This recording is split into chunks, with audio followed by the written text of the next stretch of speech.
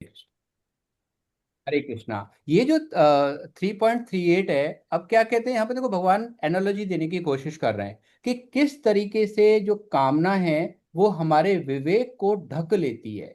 ये जो प्रश्न हम बार बार पूछते हैं ना कि भाई ऐसा क्यों है, मैं जानता हूँ ये काम गलत है, मैं जानता हूँ मैं टाइम अपना खराब कर रहा हूँ, मैं बहुत अच्छे से जानता हूँ कि जो ये जिस जिस चीज में मैंने टाइम को अभी मैं लगा रहा हूँ कॉन्टिन्यूअसली, और खास तौर से अगर आज का एग्जांपल लें तो जिस तरीके से हम रील और व्हाट्सएप में एक एक दो दो घंटे मतलब जब निकाल देते हैं तो पता ही नहीं चलता है, तो हमें पता होता है कि हम अपना टाइम खराब कर रहे हैं।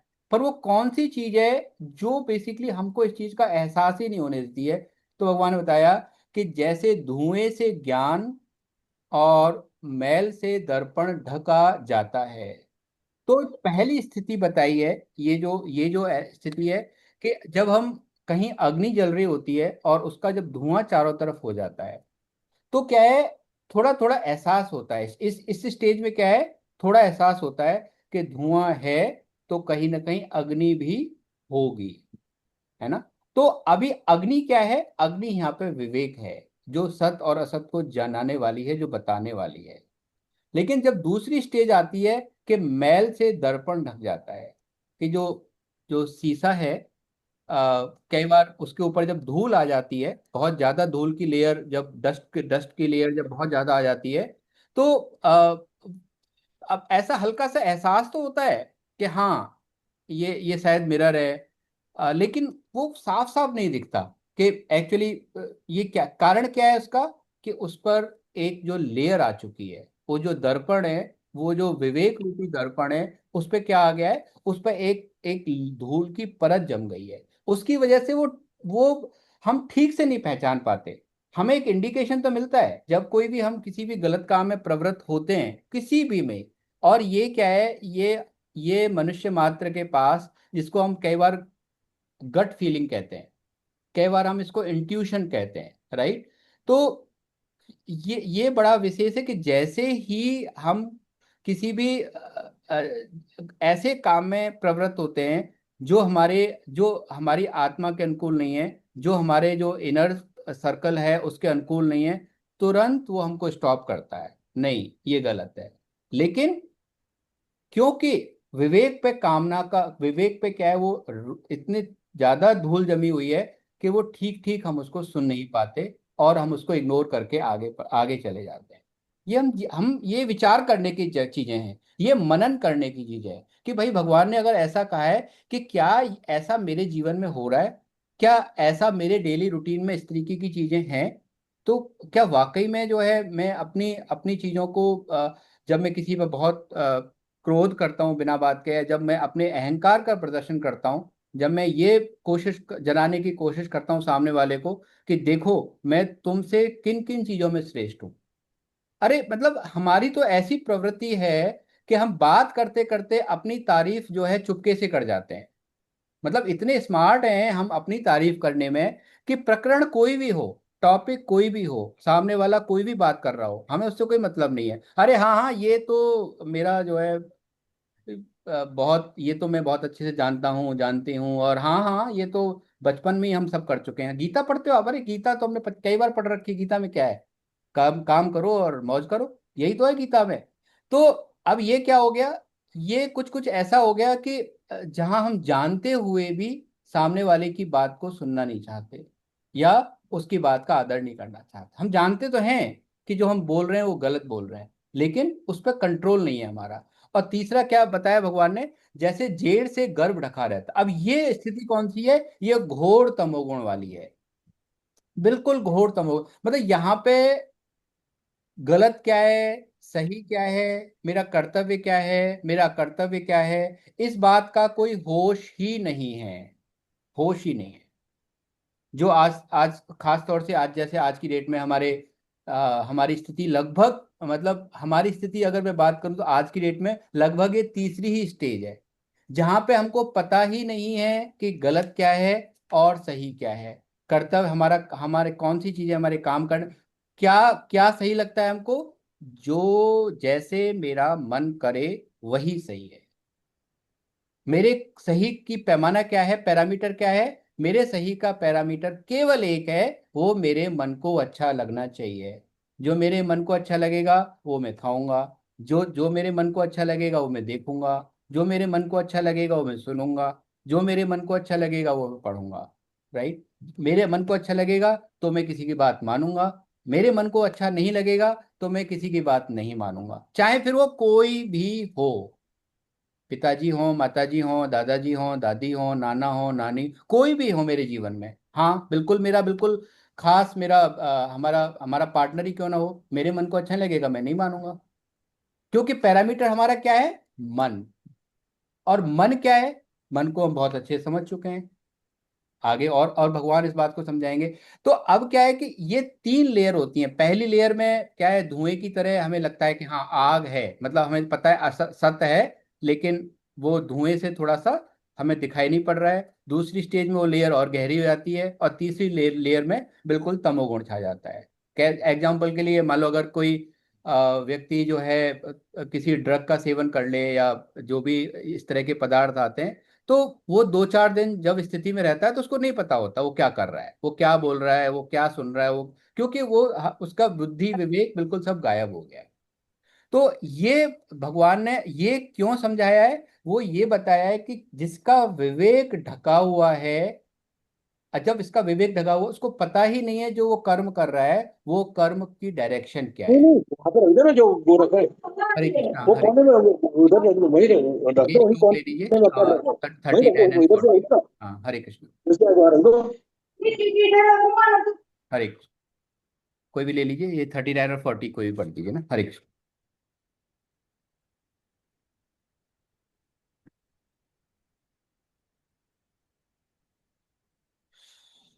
हरे कृष्णा। आदरणीय यज्ञ मैम आप ले लीजिए, यज्ञ सिंह के नाम से हैं।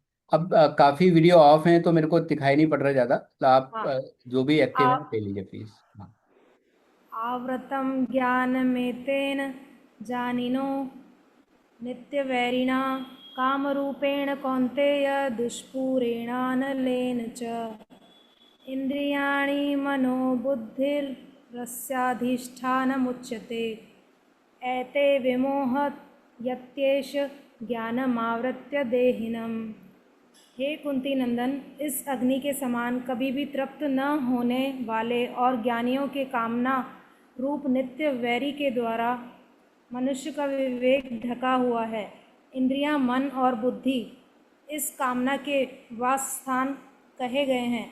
यह कामना इन इंद्रियों, मन और बुद्धि के द्वारा ज्ञान को ढककर देहाभिमानी मनुष्य को मोहित करती है। हरे कृष्णा। हरे कृष्णा, बहुत सुंदर मैम, बहुत प्रणाम आपको, वंदन आपको। हरे कृष्णा। हरे हरे। कृष्णा। तो देखो ये यहाँ पे भगवान ने क्या बताया कि ये इस अग्नि के समान कभी न तृप्त होने वाली ज्ञानियों के कामना रूपी नित्य वैरी के द्वारा मनुष्य का विवेक ढका हुआ है। तो ये बात हम अच्छे से समझ गए। इस बार पिछले श्लोक में भगवान ने बहुत प्यार अच्छे से समझाया कि किस तरीके से, क्यों कि हमारे जो जो विवेक है, जो जो हमारे पास भगवान ने वीटो पावर दे के भेजा है, क्योंकि ये विवेक केवल किसके पास है? मनुष्य के पास है। और ये विवेक पूरी सृष्टि में भगवान ने किसी को नहीं दिया है। इवन देव योनि, जो देवताओं की जो योनियां हैं, वो भी क्या है? वो भी भोग योनि है। वो भी हम आगे पढ़ेंगे बहुत अच्छे से, है ना। देवताओं की योनियां भी भोग योनियां हैं। देवताओं में हमसे ज्यादा क्या है, कंपटीशन चलता है। जैसे हमारे यहाँ कंपटीशन है ना, कि भाई जो भी के ये अंबानी है, ये अदानी है, और ये ऐसा क्यों है, वैसा क्यों है, वहाँ जो है हमसे ज्यादा कंपटीशन है। उनके यहाँ भी जो है सीटिंग प्लेसमेंट होता है, सबसे ऊंची सीट होती है, फिर एक बीच की सीट होती है, फिर नीचे वाली सीटें होती हैं। और उनके सुख अलग अलग हैं, और वो भी एक दूसरे से ऐसे ही जेलस होते हैं जैसे हम बहुत जेलस होते हैं। आप देखो, एग्जाम इमेजिन करो कि दो मित्र हैं, और दो मित्र में क्या है, वैसे तो मित्र हैं लेकिन आप समझ रहे हैं आजकल जिस तरह का रिलेशन होता है। अब क्या हुआ कि एक मित्र, दोनों मित्र किसी एग्जाम की तैयारी कर रहे थे, और एक मित्र का एग्जाम निकल गया। अब विचार करो, दूसरे मित्र की ऐसी स्थिति जिसका वर्णन नहीं कर सकते अपन। उसके शब्द के मैं इस टाइम पे, इस बात से मुझे दिक्कत नहीं है कि मेरा एग्जाम नहीं निकला, मेरे को ये बहुत मतलब मैं इसको सहन ही नहीं कर पा रहा कि भाई इसका एग्जाम निकल गया। और बस 2 4 6 8 10 दिन लगे उसको नॉर्मल होने में। मेरा नहीं निकला कोई बात नहीं, इसका भी तो नहीं निकलना चाहिए था ना। तो ये क्या है, ये ये कहीं ना कहीं, अब वो हम जानते हैं ये स्थिति क्यों है, ये क्या है कैसे है, लेकिन क्योंकि वो कामना, वो विवेक वो जागृत नहीं है, तो वो स्थितियां अलग अलग रूप में आती हैं। स्वामी जी महाराज एक बड़ा अच्छा एग्जाम्पल देते हैं ऊंट का। वो क्या कहते हैं, एक बार बहुत जून वाला टेम्परेचर 49 50 डिग्री का जैसलमेर बाड़मेर में, और एक ऊंट जो है बहुत बुरी स्थिति में अकेला टहल रहा था। वहां उसने एक झोंपड़ी देखी। तो वो झोंपड़ी के मालिक के पास गया और उसने रिक्वेस्ट किया कि भैया बहुत गर्मी हो रही है बाहर, और मैं ना इस गर्मी को सहन नहीं कर पा रहा हूँ, और आपकी झोंपड़ी छोटी है मुझे पता है, आप बस थोड़ा सा ये गेट खोल दो, ताकि मेरा ये जो मुंह है ना, इसके पीछे वाला पार्ट तो ठीक है, I can tolerate it, but ये मुंह जो है अपना, मैं आपकी झोंपड़ी के अंदर छाया में डालूंगा, थोड़ा मेरे को ठीक मिल लग जाएगा। तो मालिक ने सोचा चलो ठीक है, देख आ जाओ तुम। तो उसने गेट खोल दिया। तो ऊंट ने क्या है, मुंह अपना अंदर कर लिया। अब थोड़ी देर बाद बोला कि मुंह हो गया है, अब मेरे पैर भी जल रहे हैं आगे वाले, थोड़ा सा और ढंग से खोल दोगे तो ये दो पैर वाले, दो पैर भी मैं आगे ही डाल लेता हूँ। वो भी हो गया। अब तीसरी बार, अब जो है उसको पूछने की जरूरत नहीं थी। उसने कहा भैया मेरा तो पूरा शरीर जल रहा है और मुझे दिख रहा है कि तुम यहाँ पे मुझे आराम मिलेगा। उसने ये भी चिंता नहीं की वो झोंपड़ी खराब होगी, उसके मालिक का क्या होगा, वो पूरा का पूरा अंदर उसका। तो ये जो कामना रूपी जो पाप है ना, ये ऐसे ही प्रवेश करता है हमारे जीवन में, ऐसे ही बिल्कुल ऐसे ही प्रवेश करता है। पहले हमसे सिग्नेचर क्यों कैसे लेता है, मन सिग्नेचर लेता है ना बुद्धि से। भाई क्या अब हम सीक्वेंस भगवान बताएंगे। मन का बॉस कौन है, बुद्धि है। अब बुद्धि क्या है, मन जो है बिना बुद्धि के कोई काम कर नहीं सकता, तो सिग्नेचर लेता है। देखो यार ठीक है, इट्स ओके, मतलब हो गया ना, अब थोड़ा सा बस, मतलब वीक में एक दिन तो चलता है भाई। तो क्या है, बुद्धि से सिग्नेचर करवा लिए।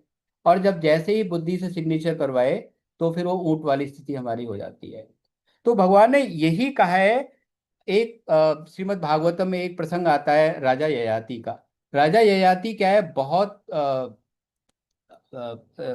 गुरुदेव जो अपने राक्षसों के वो है शुक्राचार्य जी, उनके शायद दामाद है, उसकी पुत्री के जो है ये पति हैं। और उनका यही हुआ, उनको किसी कारण जो है उन्होंने अपना पूरा जीवन, अपना पूरा यंग यंग टाइम जो है पूरा जी लिया। उसके बाद उनको किसी वजह से कोई श्राप मिल गया था। तो अब उन्होंने कहा यार मैं तो अभी जीवन को ढंग से जी नहीं पाया, मेरी तो अभी इच्छाएं पूरी नहीं हुई हैं। तो ऐसा बताते हैं कि उन्होंने अपने बच्चों की भी जो, मतलब जो यंग एज है, जो जवानी है, उसको भी भोग लिया। और लास्ट में उन्होंने ये कहा कि अगर मैं पूरे संसार का टाइम भी अगर मैं भोग लूं, तो भी शायद मेरी जो इच्छाएं हैं, मेरी जो कामनाएं हैं, वो कभी पूरी नहीं हो पाएंगी। ऐसी स्थिति है। आज आज हमारा लक्ष्य क्या है कि हम करोड़पति हो जाएं। फिर हमारा लक्ष्य होता है कि हम 10 करोड़पति हो जाएं। फिर हमारा 50 करोड़, अब देखें ना 100। लेकिन विचार करने वाली बात क्या है, देखो, श्रीमद् भगवत गीता या स्वामी जी महाराज या कोई भी गीता का साधक कभी भी एक बात हम अंडरलाइन करें, कभी भी काम करने को, करोड़पति अरबपति होने को कभी भी ऐसा नहीं कहते नहीं होना चाहिए, नहीं। ठीक है, भगवान का अगर अगर देखो, राजा जनक का एग्जांपल देते हैं। राजा जनक को हमने क्या बोला है, राज ऋषि। अभी आगे भगवान चौथे अध्याय में चौथे श्लोक में बताएंगे, राजा जनक का एग्जांपल लेंगे। भाई राजा जनक कौन है, जो मतलब जिनके पास किसी भोग संपत्ति की कोई कमी ही नहीं है। हम तो मतलब इंद्र, मतलब देवता भी जलते हैं उनकी संपत्ति को देख के। भाई जानकी माँ के इतना इतना ऐश्वर्य है उनके पास, लेकिन उनको भगवान ने उनको क्या बोला है, उनको राजऋषि बोल दिया है। तो कभी भी मतलब कई बार ऐसा इंटरप्रिटेशन ना ले लें कि भाई इन सब चीजों को गलत बताया है, नहीं। उसके पीछे जो हमारी वृत्ति है ना, जो हमारे पास सुख संपत्ति साधन रिसोर्सेज हैं, उनका हम कर क्या रहे हैं। तीसरे अध्याय में पढ़ाया बताया ना ब्रह्मा जी ने, कि जितना भी हमारे पास रिसोर्सेज हैं, ये हमारी नहीं है। ये क्या है, हमें मिली हुई हैं, और ये भी बताया क्यों मिली हुई हैं, कारण क्या है मिलने का। वो ये मिली हुई हैं कि भाई जहां हमको जरूरत हो, हम इस सृष्टि चक्र के जो साइकिल है, जो सृष्टि का साइकिल है, उसमें अपना हम कंट्रीब्यूशन दे दें। हमें दी हुई हैं, रखने के लिए नहीं दी हुई हैं। इसलिए नहीं दी हुई हैं कि मैंने जो इकट्ठा कर करके और एक दिन हमारी वृत्ति ही उसमें फंस जाए, तो फिर चिंतन किसका होगा। देखें ना, हमारी वृत्ति देखें। हम अगर हमें यह जानना है कि हमारी स्थिति क्या है, हम कहाँ फंसे हुए हैं, उसका केवल एक छोटा सा एग्जाम्पल है। हम 2 मिनट के लिए आंख बंद करके बैठ जाएं, और जो जो थॉट्स हमें हिट कर रहे हैं बार बार, उनको नोट कर लें। बस वही हमारी एक्चुअल स्थिति है। अगर बार बार ये विचार में आ रहा है कि भाई मैंने वहां ऐसे किया था, वहां ऐसे किया था, उसकी अब क्या स्थिति होगी, X Y Z X Y Z X Y Z, तो आप समझ जाएं। जो लोग स्टॉक्स वगैरह में पैसे लगाते हैं, उनका उनका उनके मन की स्थिति हम देख लें, राइट। वो कॉन्टिन्यूअसली उनका थॉट प्रोसेस क्या है, वहीं जाके अटक जाता है। या और भी मतलब बहुत सारी चीजें, स्थितियां हो सकती हैं। तो हमारे मन की स्थिति को जानने के लिए क्या है, केवल 2 मिनट के लिए हमें शांति से सब कुछ आंख बंद करके बैठना है। और जो जो चीजें हमें हिट करती हैं, जो जो चीजें हमें हिट कर रही हैं, वह हम वहीं अटके हुए हैं। ये है हरे कृष्णा। तो यहाँ पे अब भगवान ने क्या बताया आगे इसमें, कि इंद्रियां, मन और बुद्धि इस कामना के वास स्थान कहे गए। ये कामना कहाँ रहती है, इंद्रियों में रहती है, मन में रहती है, और कहाँ रहती है, और बुद्धि में, राइट। तो अब के द्वारा ढककर देहाभिमानी मनुष्य को ये क्या करती है, ये।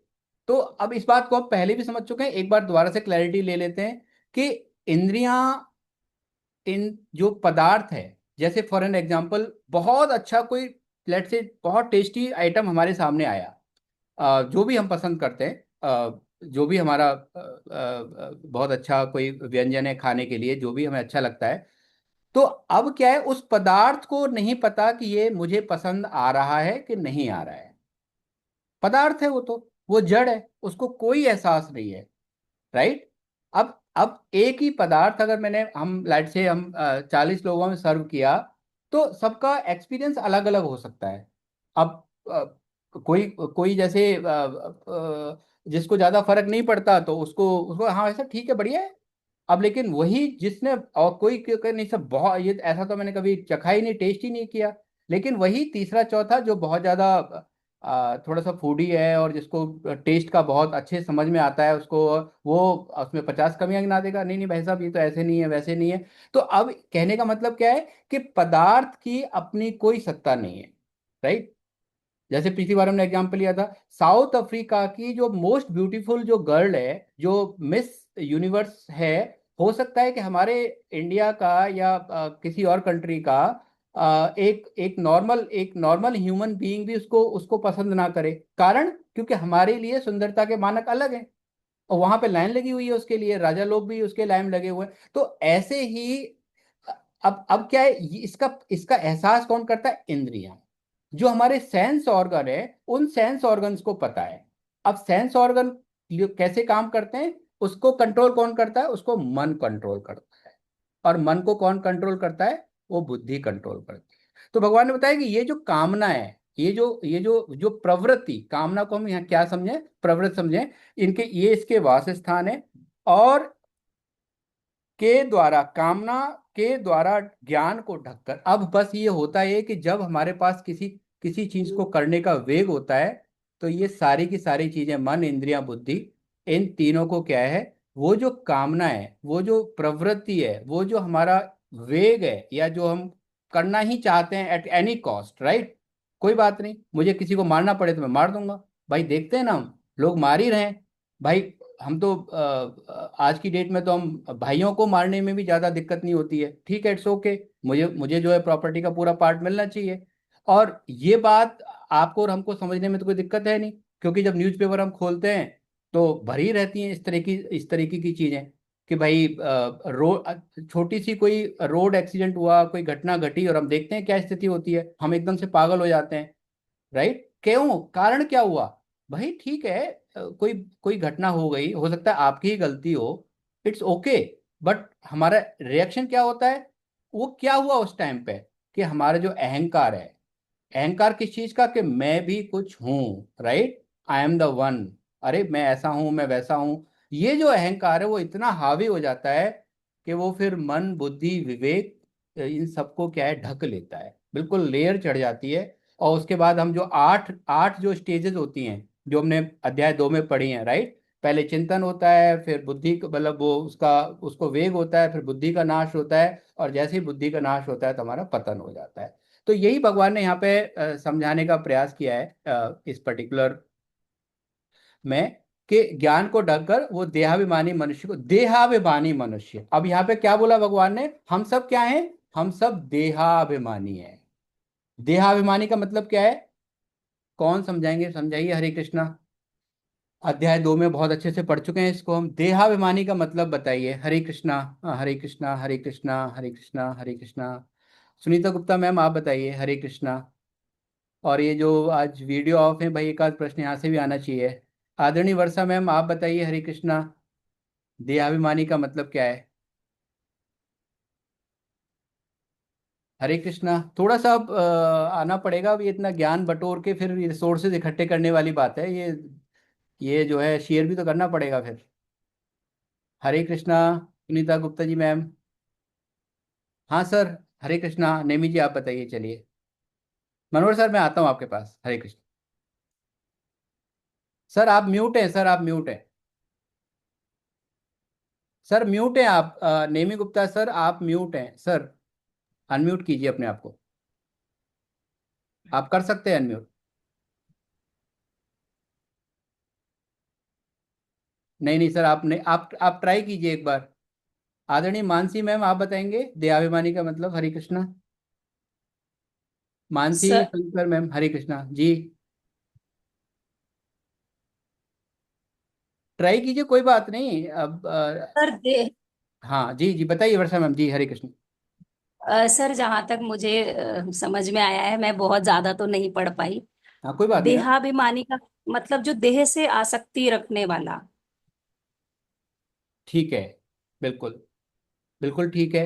और कोई चर्चा करना चाहेंगे इस पे? अ, बीना मैम बताइए, ओमलता जी, ये शर्मा जी के नाम से है कोई? पूजा मैम आप बताइए, हरे कृष्णा, आप तो रेगुलर स्टूडेंट हो रहे हो अब। ये जानवी भी है क्लास में आज, हरे कृष्णा। भाई थोड़ा जागना पड़ेगा, ऐसे सोते रहने से कैसे काम चलेगा? ये भगवान क्या है कि फिर बोलते चले जाएंगे और फिर वही होगा जो हो रहा है हमारे साथ इतने सालों से। जीवन में परिवर्तन जो है आएगा तो जरूर, क्योंकि सत्संग चल रहा है, भगवान की वाणी निरर्थक तो नहीं जाएगी। हरे कृष्णा। आभा मैम बताइए, आप बताइए, चलिए, Hare Krishna. Hare Krishna ma'am. Let's participate discussion में, थोड़ा पार्टिसिपेट करते हैं, क्या निकल के आता है।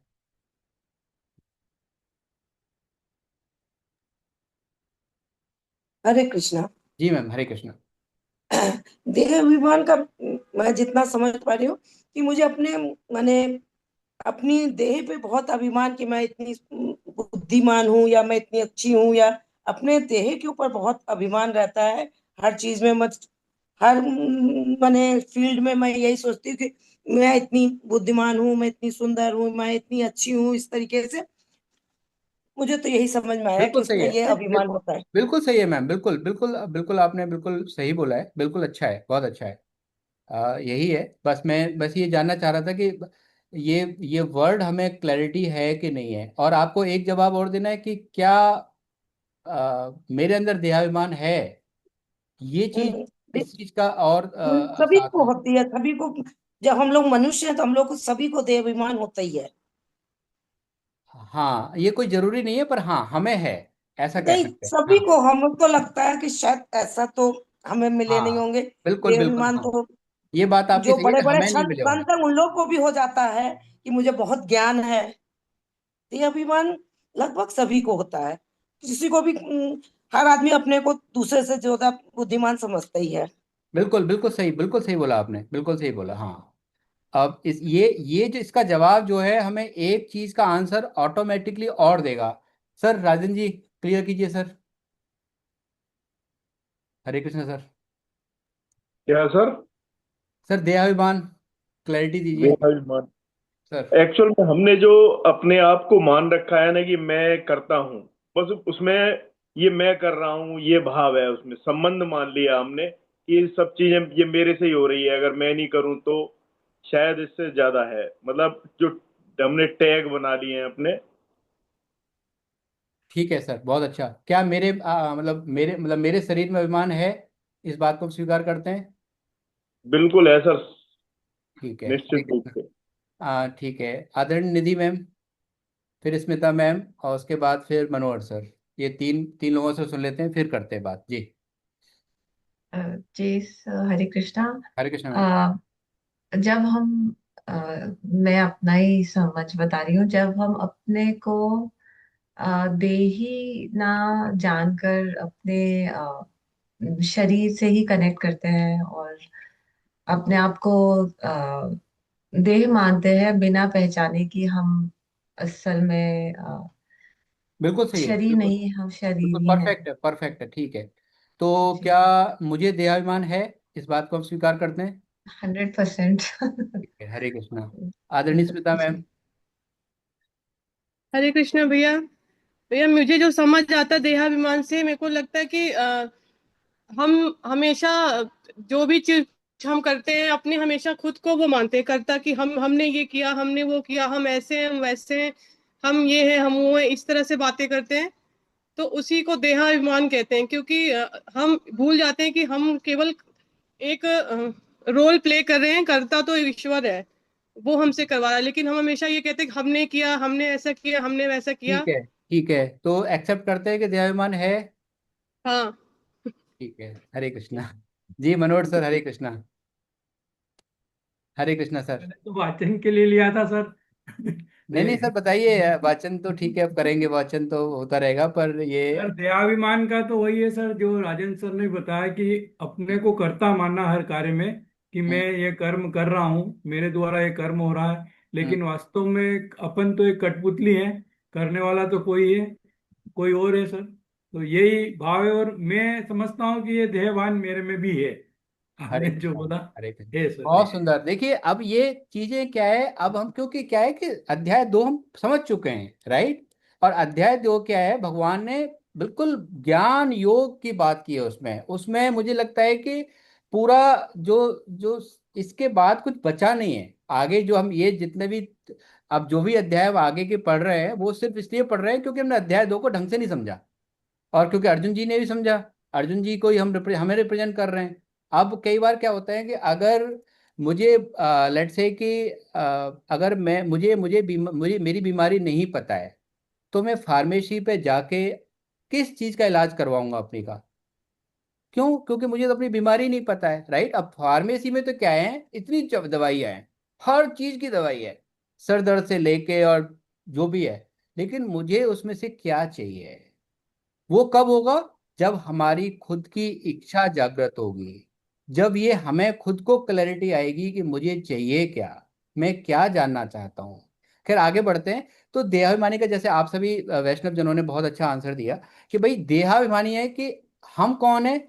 इस बात को अध्याय 2 में हम समझ चुके हैं कि हम शरीरी हैं। मेरा स्वरूप क्या है? वो आत्म स्वरूप है। क्या है? ईश्वर अंश, जीव अविनाशी।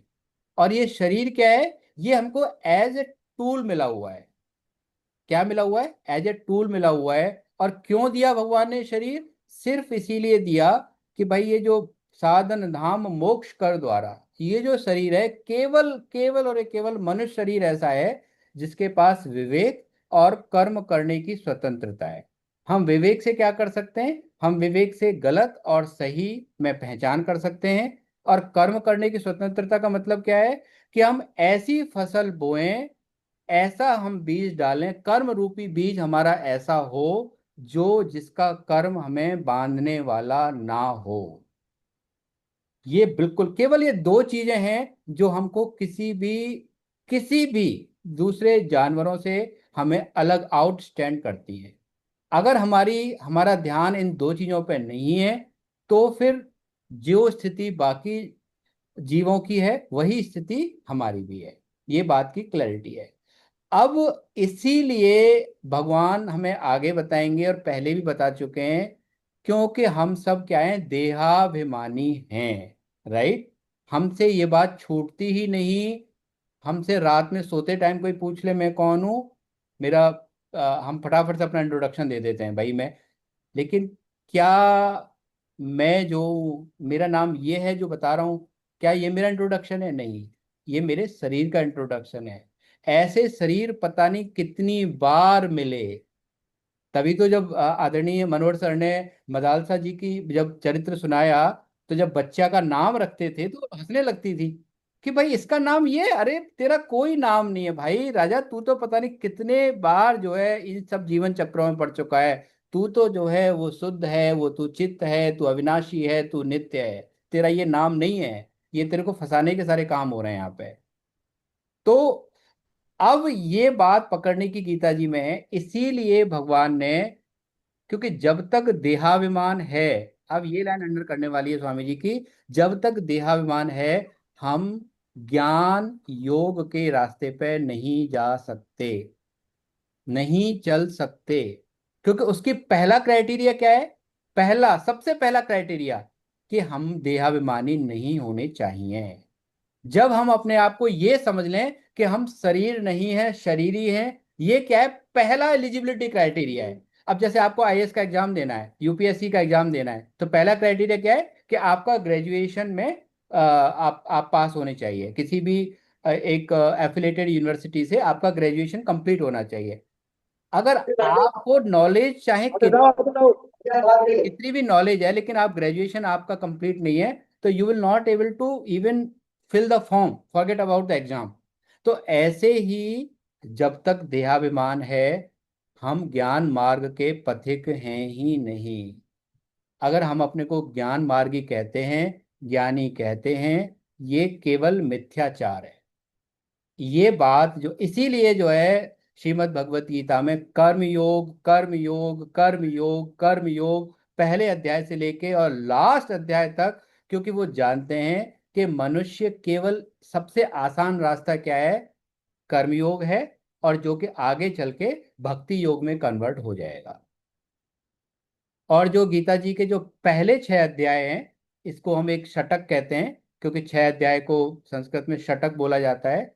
और ये शतक किसके ऊपर फोकस करता है? ये कर्म के ऊपर फोकस करता है। इसके लिए इसको कर्मयोग शतक बोला है ना। हरे कृष्णा। तो ये बात हमें इसीलिए क्लैरिटी थी कि जब तक देहाभिमान है, वो ज्ञान योग वाली बात जो है क्लैरिटी नहीं आएगी। सर ये तीनों पढ़ दीजिए आप, मनोहर सर। हरे कृष्ण।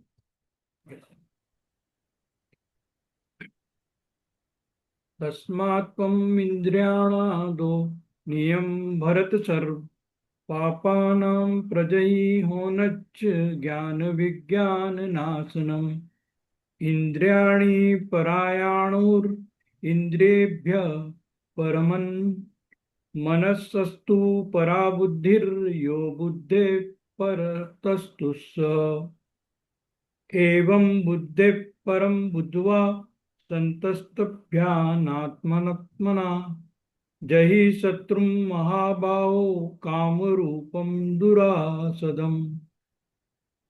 इसलिए हे भरतवंशियों, मैं श्रेष्ठ अर्जुन, तू सबसे पहले इंद्रियों को वश में करके इस ज्ञान और विज्ञान का नाश करने वाले महान पापी काम को अवश्य ही बलपूर्वक मार डाल।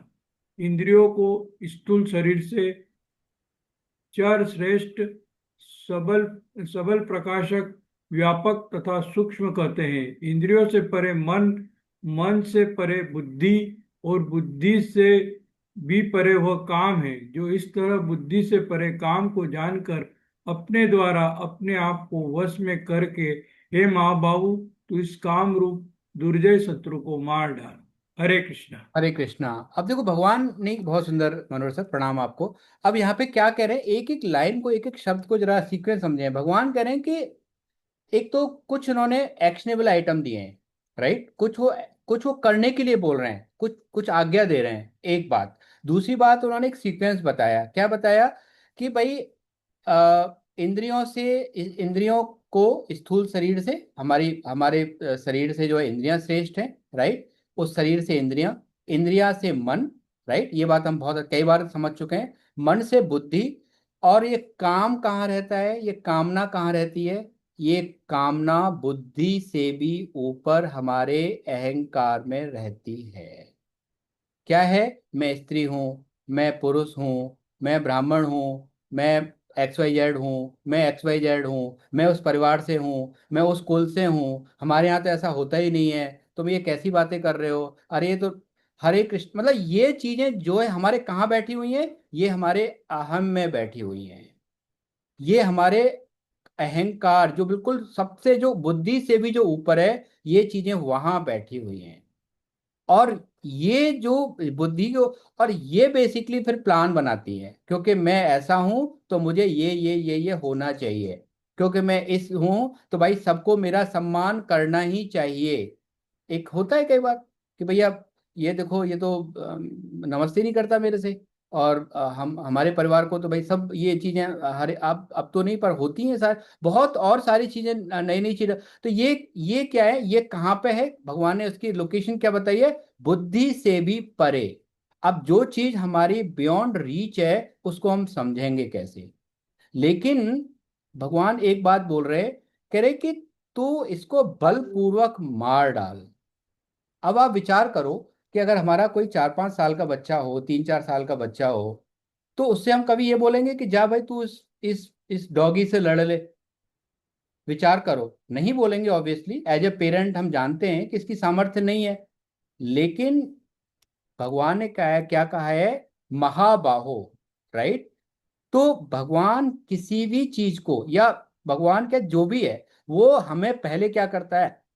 पहले हमको सामर्थ्य देता है, पहले हमको एनर्जी देता है, पहले उस काम करने के लायक बनाता है, उसके बाद ही वो हमें कोई ना कोई आज्ञा देता है या काम करने के लिए बोलता है।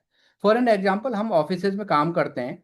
अगर आप अपने सबॉर्डिनेट को कोई कुछ एक्शन आइटम आप डेलीगेट कर रहे हो, तो आपको पता है कि वो उस पर्टिकुलर पर्सन ने वो काम पहले किया हुआ है, या फिर उसके अंदर पोटेंशियल है उस काम को करने का। अगर वो नया काम है, तब भी वो उसको सीख के कर लेगा। ये नॉलेज, ये अंडरस्टैंडिंग आपके पास, ये क्लैरिटी आपके पास है, तभी आपने उसको काम दिया है। कारण क्या है कि अगर आपने दिया और वो नहीं कर पाया, तो काम किसका खराब हो रहा है?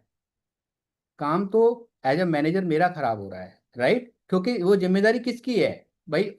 ऊपर जवाब मुझे देना है।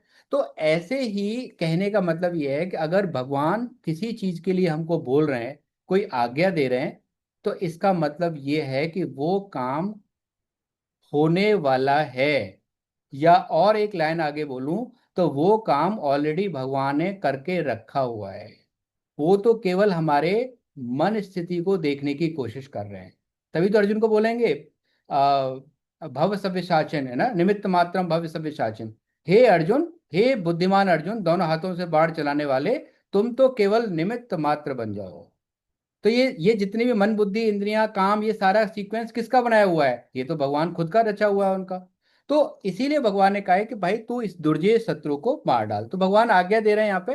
तो ये जो प्रश्न था, अगर आप याद करो तो तीसरा अध्याय कैसे स्टार्ट हुआ था? तीसरा अध्याय स्टार्ट हुआ था कि महात्मा अर्जुन ने प्रश्न पूछा था कि भाई कर्म योग और बुद्धि योग में अगर बुद्धि योग, ज्ञान योग श्रेष्ठ है, ज्ञान योग श्रेष्ठ है, तो आप मुझे इस घोर कर्म में क्यों लगाते हो? ये प्रश्न था अर्जुन जी महाराज का, राइट? जिससे कि हमारा थर्ड चैप्टर स्टार्ट हुआ था। तो अब भगवान ने पहले तो ये समझा दिया कि भाई तू ज्ञान योग का अधिकारी नहीं है, क्योंकि ज्ञान योग के मार्ग पे कौन चलेगा? जो देहाभिमानी नहीं होगा।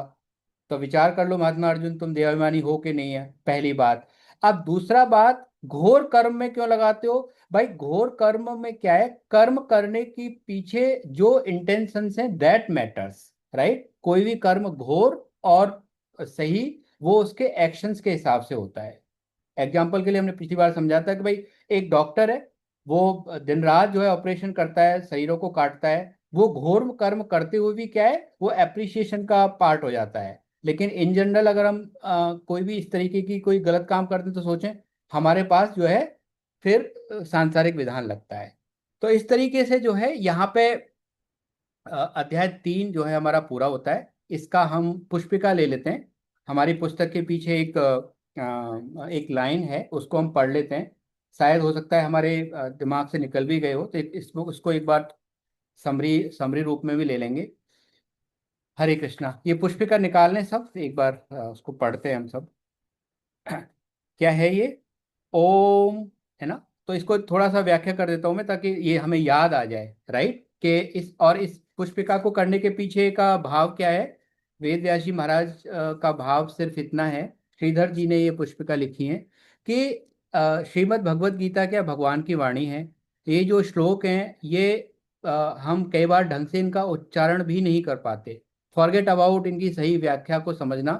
तो श्रीधर सर का ऐसा, स्वामी जी का ऐसा मनन था कि अगर हमारे वाचन में या हमारे व्याख्या करने में, बोलने में, राइट, या सुनने में अगर कोई त्रुटि हो गई है, कोई कुछ क्या है, गलतियां हो गई हैं, कुछ हमसे अपराध हो गए हैं, उनको हम सही से समझ नहीं पाए, सही से बोल नहीं पाए, तो अगर हम इस पुष्पिका का सहारा ले लेते हैं, इस पुष्पिका को बोलते हैं, तो एक तरीके से ये अपोलॉजीज है, क्षमा प्रार्थना है कि भगवान जैसे भी, देखो जो भी मेरी समझ में आया मेरे को, उसके लिए मैं आपको थैंक यू तो बोलता ही हूँ और सॉरी भी बोलता हूँ। इस तरीके का भाव है ये। तो इसको एक बार ले लेते हैं। ओम तत् शद इति, है ना? तो क्या है? ओम तत् शद इति। तत् मतलब भगवान, तत् शद ये दोनों के दोनों जो है, ओम तत् शद, ये तीनों क्या है? भगवान के लिए, भगवान को ही संबोधित करने के लिए इन शब्दों का इस्तेमाल किया जाता है। ओम को हम जानते हैं प्रणव अक्षर है, सारी सृष्टि वहां से। तत्व मतलब जब भगवान को हम वह भगवान कहने का कोशिश करेंगे तो तत् है। और सत मतलब जो भी अविनाशी है, जो नित्य है, जो निरंतर है, वो सब क्या है? वो सत है। ओम तत्सद इति। बस सीधे ने कहा यही है। और सारी चीजों को समझने का, लिखने का, पढ़ने का मतलब सिर्फ इतना ही है कि हमको ये तीन शब्दों की व्याख्या समझ में आ जाए। ओम तत्सद इति। अब आगे कहते हैं श्रीमद् भगवत गीता। ये क्या है? श्री देने वाली है। ये सारे इसमें जो ऐश्वर्य हैं, भगवत गीता शु उपनिषत्सु, ये क्या है? उपनिषदों का सार है। ब्रह्म विद्यायाम, कौन सी विद्या है? कौन सी नॉलेज इससे मिलती है? ब्रह्म विद्या। ब्रह्म विद्या किसको बोलते हैं? वो विद्या जो हमारे विवेक को जागृत करके हमको सत्य की तरफ ले जाए, वो विद्या क्या है? वो सत्य विद्या है। और ये विद्या कैसी है? ये विद्या एक बार डॉक्टर बनने के लिए तो क्या है, हम अगर मान लो हमारा जन्म 50 बार हुआ तो 50 all the 50 times we need to start from ABCD, right? हम आ से स्टार्ट करके और फिर हम 25-30 साल पढ़ाई करके उस नॉलेज। लेकिन ये ब्रह्म विद्या क्या है? ये ब्रह्म विद्या अगर एक बार हमारी समझ में आ गई, एक बार हमको सत असत का विवेक हो गया, तो ये फिर कभी मिटने वाली नहीं है। तो ये हमको क्या देने वाली है? उस ब्रह्म विद्या योग शास्त्र है। कौन सा शास्त्र है? जो हमारा परमात्मा से योग कराता है। श्री कृष्ण अर्जुन संवादे। ये किसके बीच का पॉडकास्ट चल रहा है? ये पॉडकास्ट चल रहा है महात्मा अर्जुन और भगवान श्री कृष्ण के बीच का, राइट? और संवादे। अब कर्म योगो नामो तृतीयो अध्याय। ये कर्मयोग नाम का जो तृतीय अध्याय है ये पूरा हुआ। अब क्या हुआ? ये अध्याय पूरा हो गया। तो अब हमने जो भी ये प्रयास है, जो भी भगवत स्वामी जी की शरण में, गीता परिचय अभियान की शरण में हमें जो ये सौभाग्य मिला है, हम ये किसको अर्पण कर रहे हैं? भगवान श्री कृष्ण को अर्पण कर रहे हैं। तो हम क्या बोलते हैं? ओम श्री कृष्णार्पणम अस्तु। इसका मतलब है कि हे प्रभु, जो भी ये मैंने पढ़ा है, ये मैं किनके चरणों में अर्पित कर दे रहा हूं? ये आपके ही चरणों में अर्पित है। तो इससे क्या होगा? इससे हमारा जो भाव है कि मैंने गीता पढ़ी, ऐसा हुआ, वो सारा का सारा वो हमने भगवान कृष्ण के चरणों में अर्पित कर दिया। अब ठीक है, उसके बाद भी कुछ दोष है तो वो फिर जानते हैं उसको कैसे ठीक करना है। तो इस तरीके से ये कर्मयोग का तीसरा अध्याय पूरा हुआ हमारा। मैं सोच रहा हूँ कि अब आदरणीय मनोहर जी, अगर आप तैयार हैं तो ले लेते हैं। मैं तब तक थोड़ा बैकग्राउंड बना देता हूँ 4th चैप्टर का, उसके बाद आप फिर ले लीजिएगा। हरे कृष्ण। अब हमारा जो अगला अध्याय है वो है चतुर्थ अध्याय, जो कि इतना विलक्षण है, जिसमें कि अभी हम भगवान के अवतार जो पंच दिव्य रत्न हैं उनकी व्याख्या सुनेंगे। हम देखेंगे भगवान ने परंपरा से प्राप्त इस ज्ञान को कैसे जो है आगे बढ़ाया है।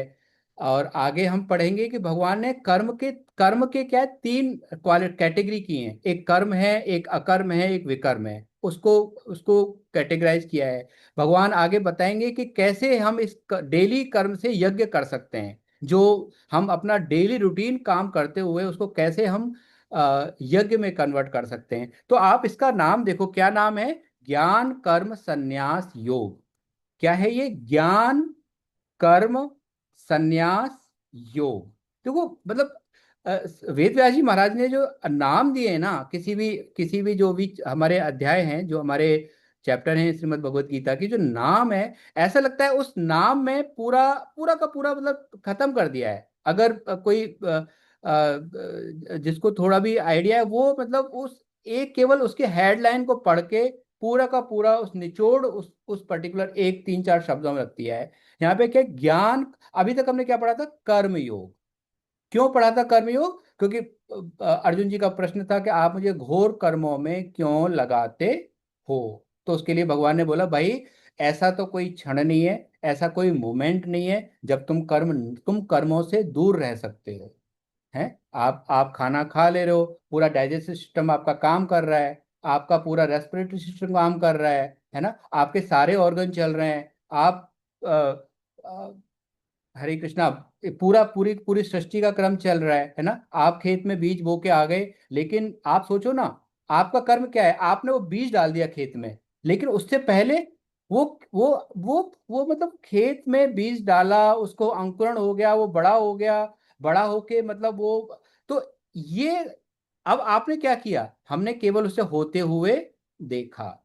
लेकिन केवल बीज डालने के प्रोसेस को हम क्या कहते हैं? कि भाई मैंने कर्म किया है।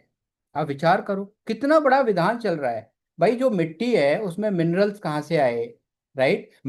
हर मिट्टी में जो है फसल नहीं होती है। तो ये जिस मिट्टी में आपने जो बीज डाला है, वो फसल बनने लायक कैसे हुई? समय से सारे के सारे सारे के सारे इंग्रेडिएंट्स कहाँ से मिल रहे हैं? सनलाइट की वजह से वो जो पौधा है, जो बड़ा पेड़ है, वो अपने आप से सारे सारी एनर्जी ले रहा है।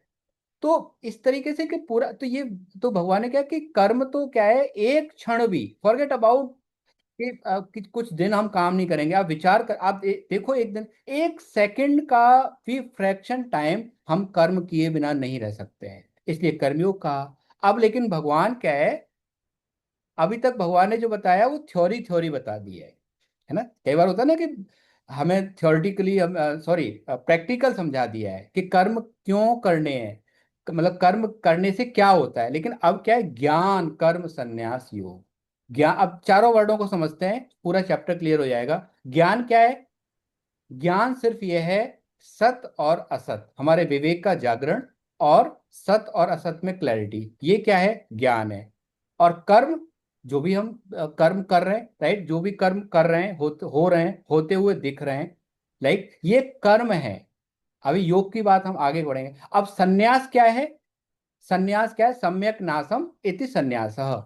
अपने कर्मों को सही तरीके से करना, अलग अलग तरीके से उसको सही दृष्टिकोण से देखना ही सन्यास है। जनरली हम सन्यास का मतलब क्या समझते हैं? इन जनरल सन्यास का मतलब हम समझते हैं कि सारे कर्मों का त्याग कर देना सन्यास है। जनरल हमारे दिमाग में सन्यास का जब हम नाम लेते हैं, तो अचानक से जो है वो लाल भगवा कपड़े पहने हुए सन्यासियों की हमारे दृष्टिगोचर होता है। ठीक है, ज्यादातर लगभग स्थिति ऐसी है। लेकिन क्या है, अब विचार करें। अब देखिए, ये क्या है? एलिजिबिलिटी क्राइटेरिया है। अब जैसा कि हम सबने अभी डिस्कशन किया था, विवेचन किया था, ये क्या है? रास्ते हैं।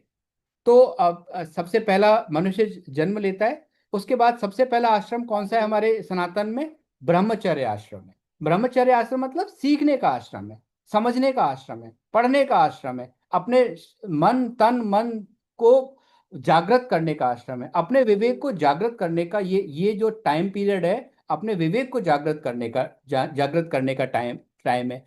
अब लेकिन क्या हुआ कि अगर जब हमने लेट्स से ब्रह्म विद्या, अब आज की डेट में तो बड़ा हमारा दुर्भाग्य ही मानेंगे हम कि ये हमारा बिल्कुल डिस्कनेक्टेड है, राइट। जो हम विद्या पढ़ रहे हैं या जो हम बच्चों को पढ़ा रहे हैं वो हमें अलग ही डायरेक्शन में ले जा रही है। वो केवल दो चीजें पढ़ा रही है। आज की जो विद्या है, जो स्कूलों में एजुकेशन चल रही है, जो यूनिवर्सिटीज में एजुकेशन चल रही है, वो केवल दो चीजें हमें दे रही है। क्या?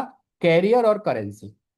केवल दो चीजें पढ़ाई जा रही है। कैसे जो है मेरा करेंसी आगे मैं जाके इकट्ठा करूंगा, और मैं कौन से कैरियर को एक्सेप्ट करूंगा।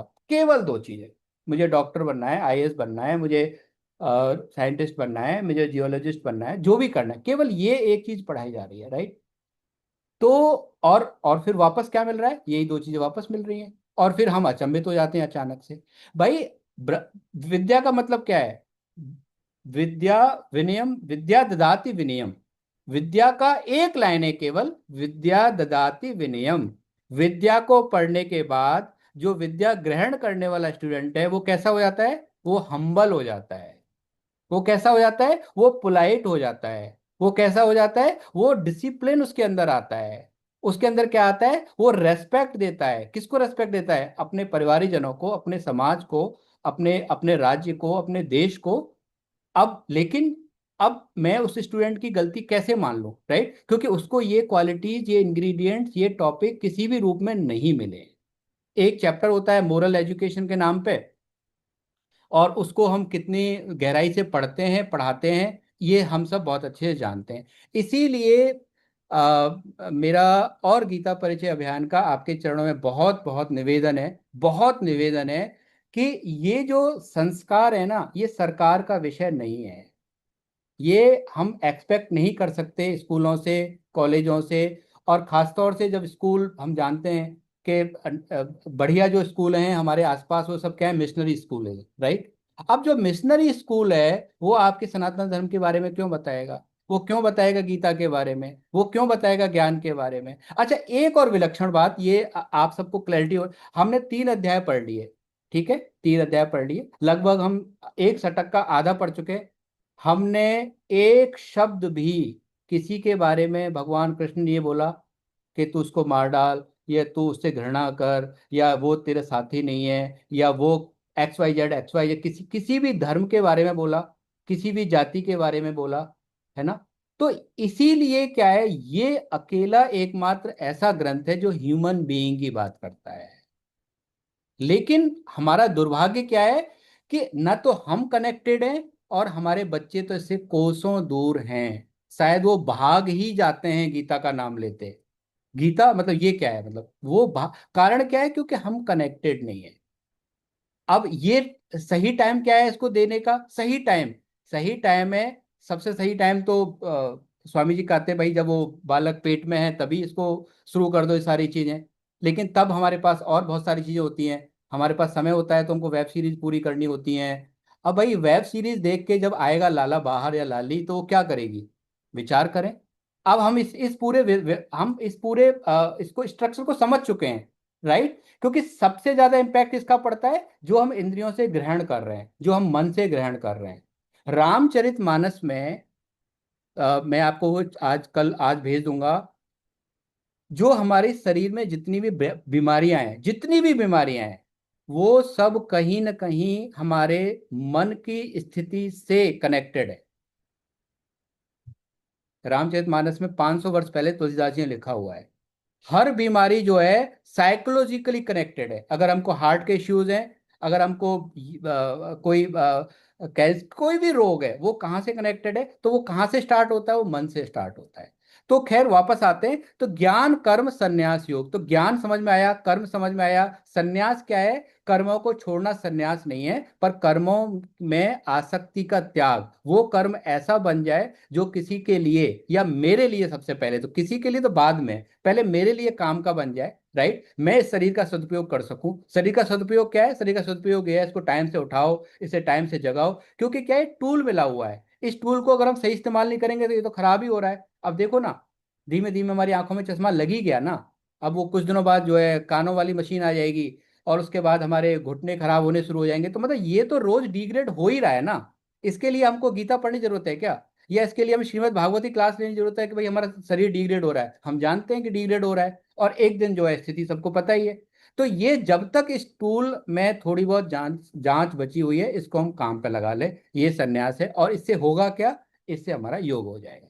हरे कृष्णा। आदरणीय मनोहर जी को लेते हैं, सुनते हैं, फिर आगे बढ़ाएंगे। हरे कृष्णा सर, प्रणाम आपको। हरे कृष्णा सर। सर प्रणाम आपको। नारायण नमस्कृत्य नरं चैव नरोत्तमं देवी सरस्वती व्यासो तत् जय मुदीरते।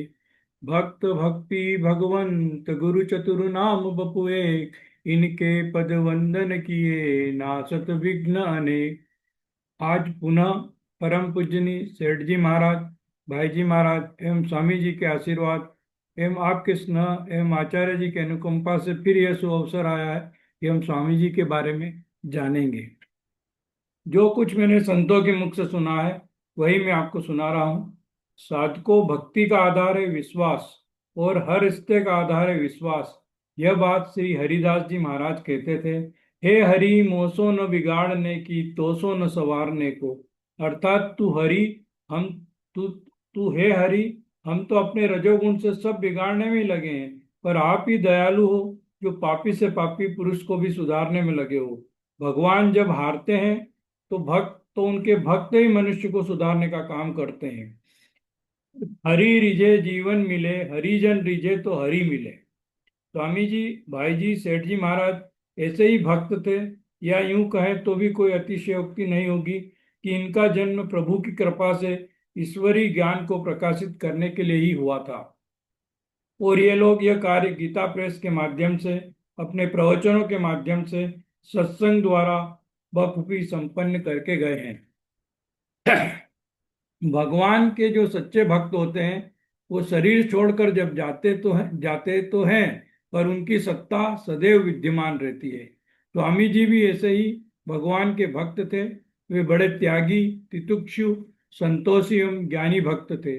वो कहते थे, आपसे आया हुआ दूध मांग के लिया पानी, और खींचातानी करके लिया खून समान।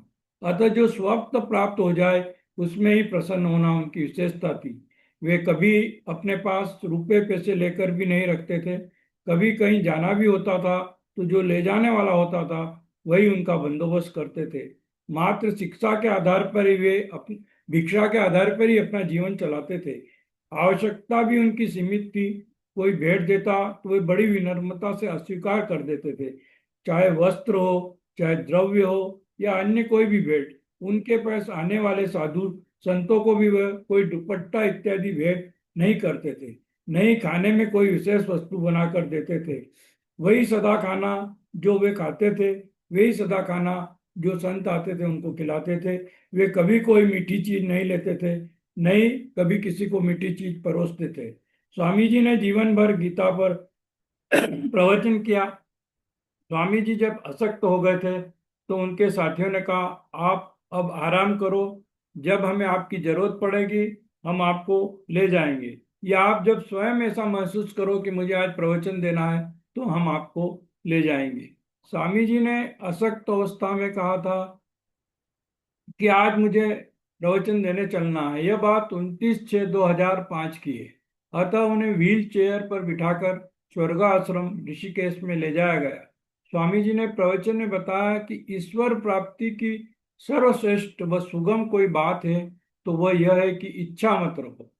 किसी भी बात की, संसार की, कल्याण की, यहाँ तक कि अपनी मुक्ति की भी इच्छा मत रखो। बस शांत हो जाओ, शांत रहो, पूर्णता प्राप्त हो जाएगी, तत्व ज्ञान हो जाएगा। इच्छा पूर्ति के लिए प्रयास करना पड़ेगा, और इच्छा पूर्ति हो भी जाए या नहीं भी हो, और हो जाए तो भी अगली इच्छा हो जाएगी। अतः इच्छा पूर्ति हमारे हाथ में नहीं है, पर इच्छा का त्याग हमारे हाथ में है। अतः इच्छा सर्वथा छोड़ते ही परमात्मा में स्थित हो जाओगे। किसी से कोई राग द्वेष मत करो। परमात्मा धूमा है, अचल है। चाहना नहीं होते ही आप परमात्मा में स्थित हो जाओगे।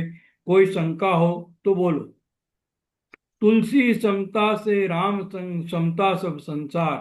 क्रिया और पदार्थ दोनों को छोड़ दो, ये दोनों छूटने वाले हैं। बस शांत हो जाओ। प्रभु शांत रूप में ही है, सब में स्थित है। हाँ, मैं बस हे मैं ही मिल जाओ, पूर्ण तप आ जाओगे, एकदम शांत हो जाओ। स्वामी जी ने इस बात को चुप साधन के माध्यम से कहा है, जिसपे इनका एक बहुत ही बड़ा प्रवचन है।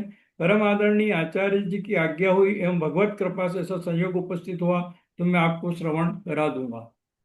दूसरे दिन 30/6/2005 को स्वामी जी के प्रवचन पर श्रोताओं के प्रश्न उत्तर हुए, जो इस प्रकार थे। श्रोताओं ने प्रश्न पूछा, कोई इच्छा चाहना न रखना अर्थात क्या?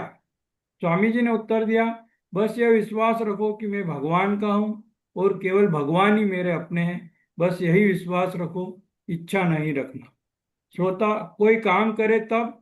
तो स्वामी जी ने कहा, काम करो, आठों प्रहर करो, उत्साह से करो, नौकरी करो, तनख्वाह मिले तो ले लो, कोई इच्छा न रखो। जहां तुम हो वहीं परमात्मा है।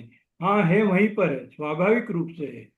श्रोता, गीता कंठस्थ करना हो तो क्या करना चाहिए? तो स्वामी जी ने उत्तर दिया, तत्व विवेचनी पढ़ो, साधक संजीवनी पढ़ो, और छोटी अवस्थाओं में हो तो पहले श्लोक रटो, फिर भावार्थ जानो। अगर बड़ी अवस्था है तो पहले अर्थ को समझो, फिर श्लोक रटो। गीता का पृष्ठ बंद करके दोहराओ, सब हो जाएगा। रात्रि में याद करके श्लोकों की पुनरावृत्ति करो। गीता देख देख कर बोलोगे तो भूल जाओगे, याद करोगे तो गीता कंठस्थ हो जाएगी। स्वामी जी ने ऐसी अवस्था में अपने साथियों को कुछ निर्देश दिए थे, जो उनकी वसीयत के रूप में जाने जाते हैं। स्वामी जी ने कहा कि मेरा शरीर अब अशक्त हो चला है, और डॉक्टर वैद्य अगर मना कर दे कि अब यह इनका अंतिम समय है, तो आप मुझे गंगा के किनारे ले जाना, और कोई औषधि मत देना, मात्र गंगा जल और तुलसी जल दे देना। शरीर पूरा होने पर अगर गंगा जी के तट से दूर हूं मैं, तो मुझे वहां से वाहन द्वारा गंगा तट पर ले जाया जाए। अगर संभव नहीं हो तो फिर मेरी अंतिम क्रिया उसी स्थान पर वहां की जावे जहाँ गायें बैठती हो, और सूर्य के प्रकाश में मेरा अंतिम संस्कार कर दिया जावे। मेरे मृत शरीर पर किसी भी प्रकार का सुगंधित पदार्थ, तेल इत्यादि न लगाकर मात्र गोपी चंदन लगा दिया जाए। मेरी परिक्रमा और मेरी देह को प्रणाम इत्यादि भी नहीं किया जाए, क्योंकि मैंने जीवन भर किसी को प्रणाम नहीं करने दिया है, अतः यह वर्जित रहे। मेरी कोई समाधि नहीं बनाई जाए, मेरी वस्तुओं को जला दी जाए, और कमंडल, किताबें जो यथायोग पूर्ववत प्रयोग किया जा सकती चीजें हैं, उन्हें पूर्ववत उपयोग किया जाए। स्मृति के रूप में से सजा कर नहीं रखा जाए। मैंने कोई भी मठ आश्रम का निर्माण नहीं किया है, नहीं मैंने कोई उत्तराधिकारी नियुक्त किया है। अतः मेरे मरने के बाद भी मेरे नाम से कोई ऐसा काम करे तो उसे रोको, और कोई ऐसा काम करने की कोशिश न करे। स्वामी जी ने कहा, मेरी 17वीं की जावे तो उसमें भी सादगी के साथ संपन्न किया जाए। कोई साधु संत बाहर से आवे तो उनके द्वारा दी यह कोई राशि व भेंट स्वीकार नहीं की जावे, कोई भोज का आयोजन नहीं किया जावे। 17 दिन तक लगातार भजन कीर्तन, गीता, रामायण, भगवत पुराण का पाठ किया जावे। इसी प्रकार वर्षी भी सादगी से की जाए। मेरे द्वारा किसी भी का हृदय दुखाया हो या कोई अप्रिय बात कही हो तो मैं क्षमा प्रार्थी हूँ। स्वामी जी बड़े सावधान थे। उन्होंने जीवन भर कोई चित्र नहीं खींचने दिया, नहीं कोई शिष्य बनाया। इसके पीछे उनका सोच था कि शिष्य बनाकर अगर मैं गुरु बना तो फिर मुझे इनकी मुक्ति की जवाबदारी मेरी रहेगी, और शिष्यों की मुक्ति नहीं मिली तो मुझे फिर जन्म लेना पड़ेगा, और अब मैं वापस प्रभु के साथ ही रहना चाहता हूँ, वापस इस पृथ्वी पे आना नहीं चाहता हूँ। दिनांक 3 जुलाई 2005 को स्वामी जी ने अपना पंचभौतिक शरीर छोड़ा। गीता भवन स्वर्गाश्रम में उस दिन कीर्तन हो रहा था। हमने ये सब जो स्वामी जी का चरित्र सुना, ये संक्षिप्त में सुना है। मैं पुनः सभी साधकों एवं आचार्य जी को प्रणाम करता हूँ, और मैं इतना विद्वान एवं साहित्य का ज्ञाता भी नहीं हूँ, नहीं इतने विशाल व्यक्तित्व वाले स्वामी जी का चरित्र आप लोगों को श्रवण करा सकूं। मेरी अल्पमति से मैंने जो कुछ संतों के प्रवचन एवं पुस्तकों में पढ़ा, वही आपकी टूटी फूटी अशुद्ध व्याकरण वाली भाषा में सुना पाया हूँ। कोई शुद्धि साधक इसमें सुधार करना चाहता है तो स्वागत है, और अगर कोई बात अच्छी लगी हो तो हमें हमारे जीवन में उपयोगी मानकर स्वीकार कर ले, यह जीवन धन्य हो जाएगा, ऐसा मेरा मत है। मैं पुनः आप इस सबके चरणों में दंडवत प्रणाम करता हूँ। हरे कृष्णा, हरे कृष्णा। गीता प्रेस में एक पुस्तक है, गीता के प्रचारक, उनमें भाई जी महाराज का चरित्र लिखा। अगर और कोई भी साधक उस पुस्तक को खरीद के पढ़ना चाहे तो पढ़ सकता है। इसमें स्वामी जी, भाई जी महाराज और राधा बाबा के बारे में भी जानकारी है। हरे कृष्ण, हरे कृष्ण। हरे कृष्णा। बहुत सुंदर सर, बहुत आनंद आया। और आपको सुनने के बाद जो है बस एक ही बात आती है समझ में कि साधकों, हम सब कितने सौभाग्यशाली हैं। भगवान की कितनी असीम कृपा है हमारे ऊपर। हमारे पता नहीं कितने जन्मों के पुण्य उदय हो गए कि हमको स्वामी जी की ऐसी वाणी जो है सुनने को मिल रही है। ये बात क्या है, केवल साधक ही जान सकता है कि ये कितनी विलक्षण भगवान की कृपा हमारे ऊपर बरस रही है कि ऐसे समय में हमें ये जिज्ञासा हो गई, हमारी ये इच्छा हो गई कि भाई हम श्रीमद् भगवत गीता की शरण में जाएं। और वो भी अ, स्वामी जी की शरण में, ऐसे जिन्होंने गीता को, क्या है, गीता पढ़ने पढ़ाने वाले, सुनने सुनाने वाले तो क्या है हजारों लाखों हैं आज भी। लेकिन जिन्होंने गीता जी को पूरा का पूरा जिया है ना, गीता जी की एक एक बात को अपने जीवन में उतारा है। और शायद स्वामी जी महाराज तो गीता, उनका अवतार ही गीता का प्रचार प्रसार के लिए हुआ था। तो ऐसी वाणी हमको सुनने को मिली, बहुत आनंद आया सर। हरे कृष्णा, बहुत प्रणाम आपको। हरे कृष्ण। और आगे डिस्कस कर लेंगे किन का चरित्र हम आगे लेंगे। आगे बढ़ते हैं। तो हम अध्याय 4 शुरू करने वाले थे। हरे कृष्ण। तो ये ज्ञान कर्म संन्यास योग को हम समझ चुके हैं।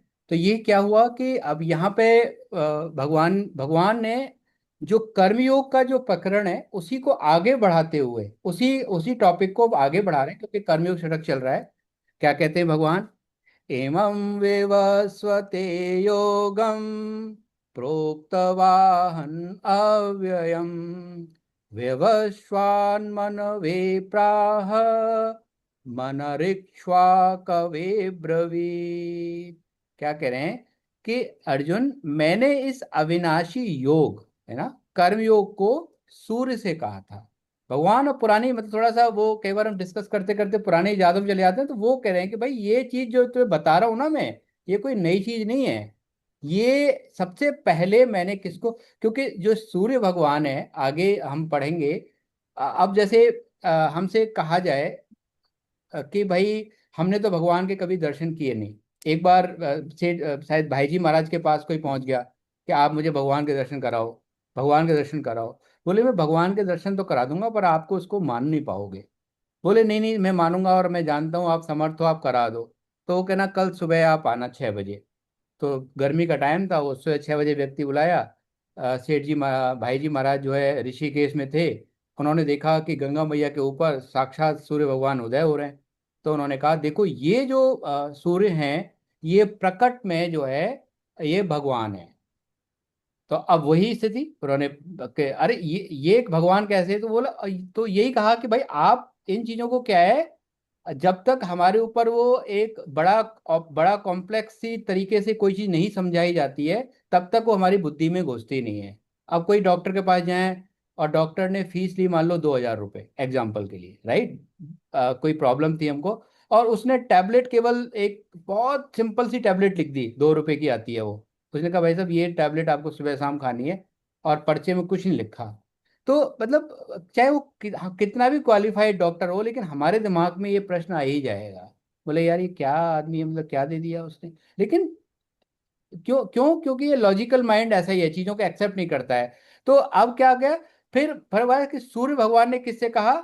सूर्य भगवान जो विवस्वान है, उनका एक नाम पर्यायवाची विवस्वान भी है, ने अपने पुत्र मनु से कहा, वैवस्वत मनु से, राइट। और क्योंकि हम जानते हैं ये जो सृष्टि है ये मनु शतरूपा वाली सृष्टि में हम हैं, और ये यही हमारे पूर्वज हैं, राइट। और उसके बाद मनु ने अपने पुत्र इक्ष्वाकु से कहा। अब देखो एक बात और समझने वाली है कि किसकी बात हो रही है? कर्म योग की बात हो रही है। किसकी बात हो रही है? ब्रह्म विद्या की बात हो रही है। किसकी बात हो रही है? लेकिन ये परिवार में, आप आपस में परिवार में चल रही है। भाई सूर्य भगवान ने अपने पुत्र को कहा, उन्होंने अपने पुत्र को कहा, और इस तरीके से ये जो है आगे बढ़ रहे हैं। अब अब 1 मिनट के लिए हम अपने आप को कंपेयर कर लें। अगर मान लो आज हम सूर्य हैं, एग्जाम्पल की एनालॉजी लेते हैं, तो हम अपने बच्चों को क्या बता रहे हैं आगे?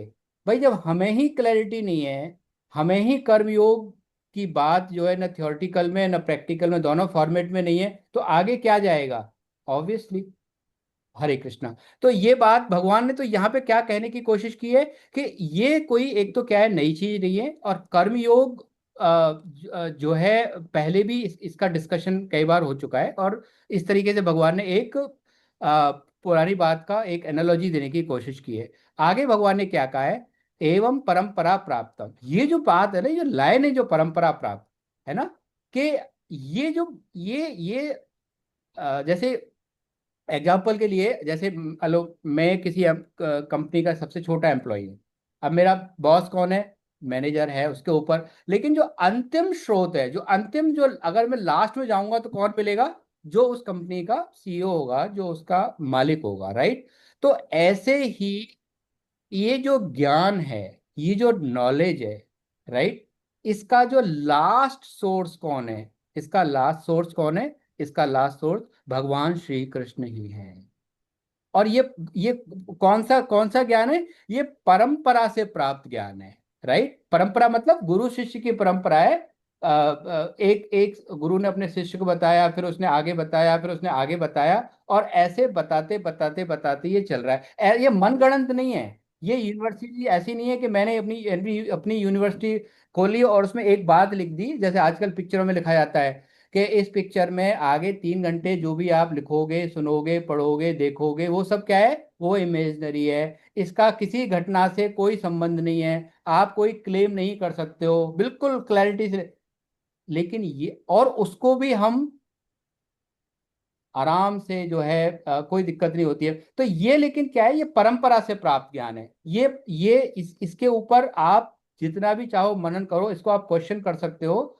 और अ, आगे क्या बताया कि कर्मयोग को राज ऋषियों ने जाना। जो राज ऋषि जो शब्द यहाँ पे इस्तेमाल किया भगवान ने, वो जनक जी के लिए इस्तेमाल किया है। हम जनक जी का वर्णन जो है पहले भी आ चुका है। पर क्या करें, परंतु बहुत समय बीत जाने के कारण यह योग मनुष्य लोक में लुप्त प्राय हो गया है। लेकिन धीमे धीमे धीमे धीमे अब क्या है, इस मनुष्य लोक मतलब हमारी ही बात कर रहे हैं वो, अब ये वेदना क्या है? हमारी नहीं है, ये भगवान कृष्ण की भी थी भाई। ये जो है ज्ञान, अब कर्म योग में कर्म तो बचा है, लेकिन योग जो है वो लुप्त हो गया है। तो ये बात बताते हुए भगवान ने अब आगे जो बोलते हैं, देखो ये जो श्लोक है बहुत विलक्षण है। स एवायं मया तेद्य योगः प्रोक्तः पुरातनः भक्तोऽसि मे सखा चेति रहस्यं हयते दुतम। तू मेरा भक्त और प्रिय सखा है। अब देखो ये जो टॉपिक है ना, ये अर्जुन जी महाराज ने पूछा नहीं है। हम जो पढ़ रहे हैं, जो सीक्वेंस हम समझ रहे हैं, ये भगवान ने अर्जुन जी महाराज ने कुछ पूछा नहीं है कि आप मुझे बताओ ये सब, ये ज्ञान कहाँ से आया, कर्म कहाँ से आए। ये भगवान क्या है, अब अपनी तरफ से शुरू हो गए हैं, राइट? कई बार कह रहे कि अब क्यों शुरू हो गए, वो बता रहे हैं कि भाई तू कौन है? तू मेरा भक्त है ना? तू अनन्य भक्त है। अनन्य, अनन्य का मतलब क्या है? ना कोई अन्य, दूसरा कोई नहीं। जैसे मीरा जी बोलती ना, मेरे तो गिरधर गोपाल दूसरो न कोई।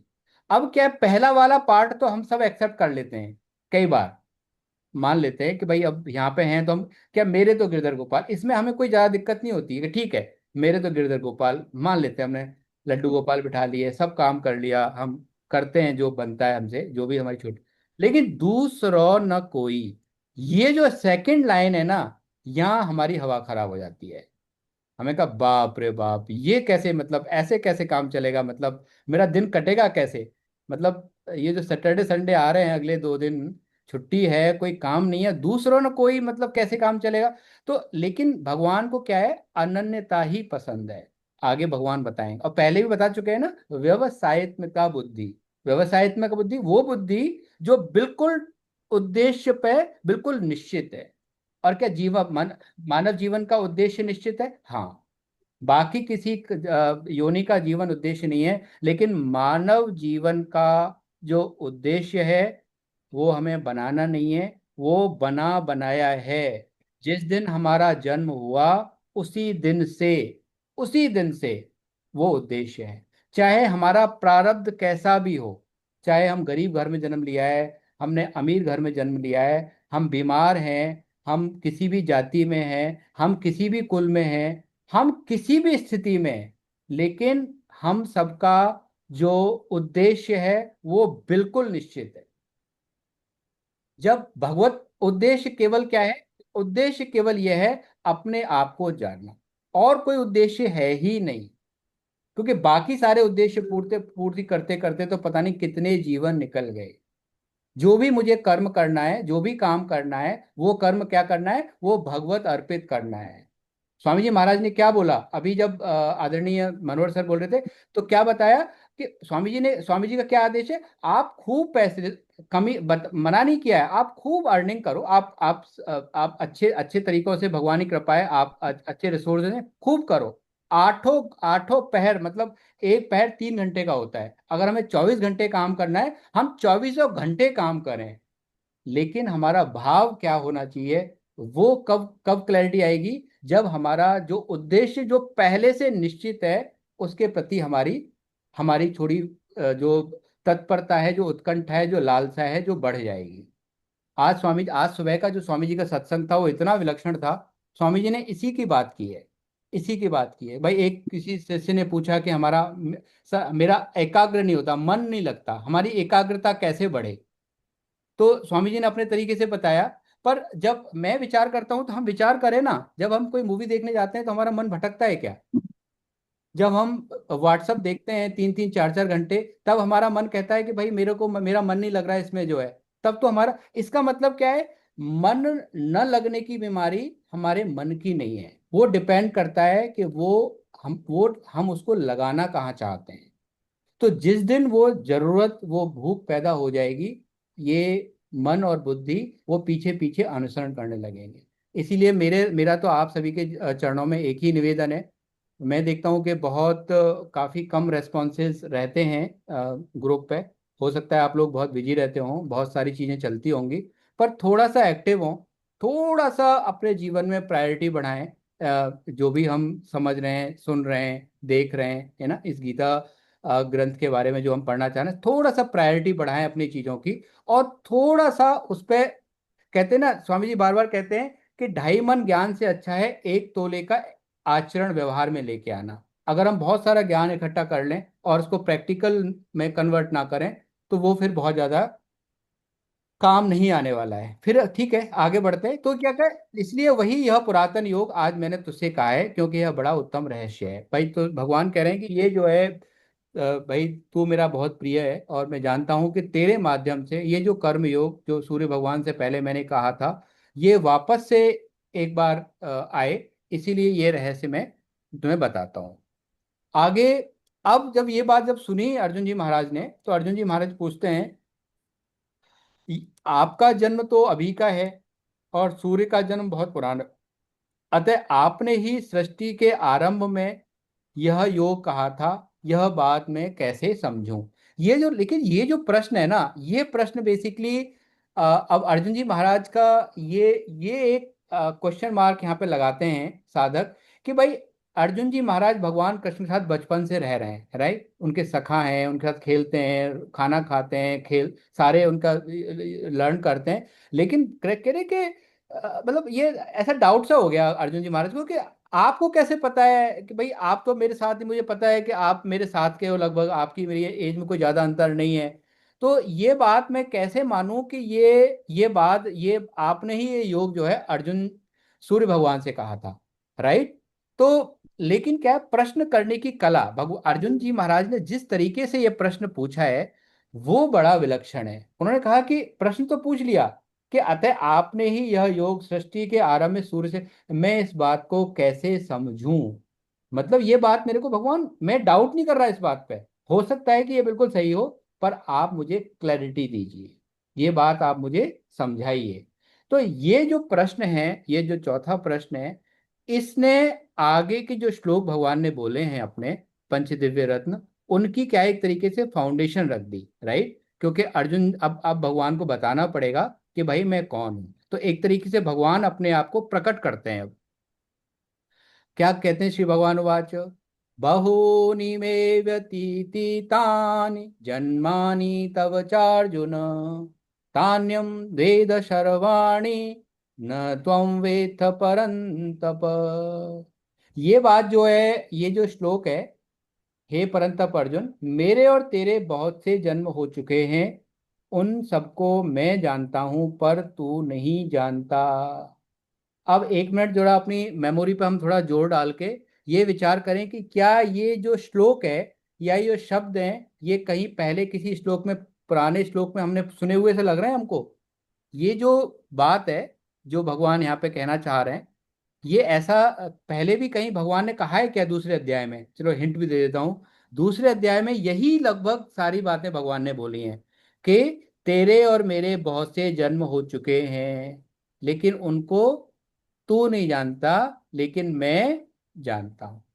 ये भगवान ने दूसरे अध्याय के 12वें श्लोक में बोला है। सेम श्लोक है लगभग, शब्दों को इधर उधर कर दें तो, राइट। तो भगवान यहाँ पे क्या कह रहे हैं, भैया ये जो तुम ये माने बैठे हो कि तुम्हारा ये अभी का जन्म है, ये क्यों? क्योंकि हम तो क्या है, हम शरीर नहीं है, राइट। हमारी जो यात्रा है वो अनंत यात्रा चल रही है। अब आगे से, आगे के श्लोक जो 4.6 से जो 4.10, जो पंच दिव्य रत्न का ये वाचन है, मैं चाह रहा हूँ आप में से कोई कर ले इसको, फिर हम इसको थोड़ा सा व्याख्या ले लेते हैं। हरे कृष्ण। कोई भी ले लीजिए, आप पहले 3 श्लोक ले लीजिए, 6, 7, 8। सर नेमी सर आप ले लीजिए अगर आप हैं तो। और उसके आगे मैम ये रजनू मैम आप ले लीजिएगा, जो 6, 7, 8, 9, 10 जो श्लोक हैं आप पढ़ दीजिएगा, ठीक है मैम। रजनू मैम, हाँ हरे कृष्ण। सर लीजिए। सर आप म्यूट हैं सर।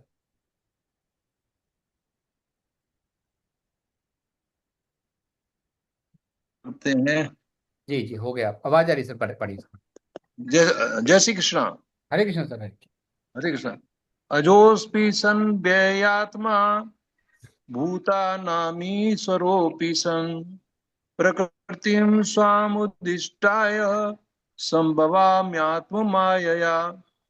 यदा यदा हि धर्मस्य ग्लानिर्भवति भारत अभ्युत्थानं धर्मस्य तदात्मानं सृजाम्यहम् परित्राणाय साधूनां विनाशाय च दुष्कृतां धर्म संस्थापनार्थाय संभवामि युगे युगे। आगे के भी लेने हैं क्या? सर बस नहीं, सर हिंदी ले लीजिए, फिर एक बार हम इसको थोड़ा हिंदी समझ में के बुक फिर से लेता हूँ इसमें से। हाँ सर एक ले मिनट। लीजिए। स्क्रीन पे भी है, अगर देख पा रहे हैं तो आप, वरना बुक से ले लीजिए, कोई दिक्कत नहीं। मैं अजन्मा और अविनाशी स्वरूप होते हुए भी तथा संपूर्ण प्राणियों का ईश्वर होते हुए भी अपनी प्रकृति का अधीन करके अपनी योग माया से प्रकट होता हूँ। हे भरतवंशी अर्जुन, प्लीज जरा एक मिनट श्री किसी और से करा लीजिए प्लीज। ठीक है सर, कोई बात नहीं, मैं पढ़ता हूँ, कोई बात नहीं। हरे कृष्ण। मैं अजन्मा और अविनाशी स्वरूप होते हुए भी तथा संपूर्ण प्राणियों का ईश्वर होते हुए भी अपनी प्रकृति को अधीन करके अपनी योग माया से प्रकट होता हूँ। तो भगवान यहाँ पे क्या बता रहे हैं अपने अजोऽपि सन् व्ययात्मा भूतानामीश्वरोऽपि सन् प्रकृतिं स्वामधिष्ठाय संभवाम्यात्म मायया। जब श्लोक हम पढ़ते हैं और उसका हमें अर्थ भी पता होता है, तो उसका उसका एक आनंद ही अलग हो जाता है, राइट। भगवान यहाँ क्या कह रहे हैं कि मैं अजन्मा और अविनाशी स्वरूप, राइट। भगवान क्या है, अजन्मा है, वो कभी प्रकट होते हैं, वो जन्म लेते नहीं कहीं गर्भ से, राइट। और अविनाशी, उनका स्वरूप क्या है, अविनाशी है वो। तथा संपूर्ण प्राणियों का ईश्वर होते हुए भी, राइट। श्रीमद् भागवतम में इस बात को बहुत गहराई से अच्छे से विश्लेषण किया हुआ है कि किस तरीके से पूरी सृष्टि का निर्माण होता है और किस तरीके से भगवान श्री कृष्ण जो है सारे ब्रह्मांड के जो है रचयिता हैं। तो होते हुए भी इस प्रकृति को अधीन करके जब किसी मनुष्य का या सृष्टि के किसी जीव का जन्म होता है, वो कैसे जन्म होता है? वो कर्मवश जन्म होता है। जैसे उसके कर्म होते हैं उसी हिसाब से उसका जन्म होता है। और वो क्या होता है? प्रकृति के वश में होता है। प्रकृति प्रकृति के वश में होने का मतलब क्या है? कि प्रकृति कंट्रोल करती है कि उसको उसका जन्म कैसा होगा, उसके गुण कैसे होंगे, स्वभाव कैसा होगा, वो आगे ये सारा का सारा कंट्रोल कौन करती है? प्रकृति। लेकिन इस केस में भगवान भगवान क्या है? भगवान तो प्रेसिडेंट है उसके। तो भगवान कहते हैं प्रकृतिम स्वाम अधिष्ठाय, प्रकृति को अपने अधीन करके अपनी योग माया से प्रकट होता हूँ। आगे क्या बताया? हे भरतवंशी अर्जुन, जब जब धर्म की हानि होती है, धर्म की हानि होने का मतलब क्या है? जब जब सृष्टि चक्र में कोई भी कोई भी राइट अपने धर्म का पालन नहीं करता। और धर्म का पालन नहीं करने का मतलब क्या है? जब भी सृष्टि में कोई भी सत और असत इस वर्ण संकरता को प्राप्त हो जाता है कि वो बच्चा तो किसका है? सत का, लेकिन चोला किसका ओढ़ लिया है? ये परसोना किसका ओढ़ लिया है? असत का, राइट? तो वो क्या है? वो धर्म की हानि है। और अधर्म की वृद्धि होती है। अधर्म की वृद्धि हम समझते हैं इस चीज का मतलब क्या है? जो जो धर्म पालन वाले जब करने वाले जब कम हो जाते हैं, तो वो क्या है? अधर्म की हानि है। तब तब मैं अपने आप को साकार रूप में प्रकट करता हूं। तो क्या है? भगवान वैसे तो कण कण में है, लेकिन तब वो क्या करते हैं? अपने आप को प्रकट कर देते हैं, अपने आप को दिखाने के लिए प्रकट कर देते हैं। अब प्रकट क्यों करते हैं? भक्तों की रक्षा करने के लिए और पाप कर्म करने वालों का विनाश करने के लिए, राइट? अब भक्तों की रक्षा करने का मतलब यहाँ पे क्या है? भक्तों की रक्षा का मतलब ये नहीं है कि भक्तों के शरीर की रक्षा या भक्तों के उसके रिसोर्सेज नहीं। भक्तों का जो भाव है, राइट, जो जो उनका उनका जो सद्विचार है उनकी रक्षा करने के लिए और धर्म को भली भांति स्थापना करने के लिए मैं युग युग में प्रकट होता हूँ। किसकी रक्षा करने के लिए? धर्म की। और धर्म क्या है? जो अपने स्वधर्म, जो अपने जो नियम पे चलता है वही धर्म है। अब यहाँ पे विचार आता है कि अवतारवाद को हम कैसे समझें?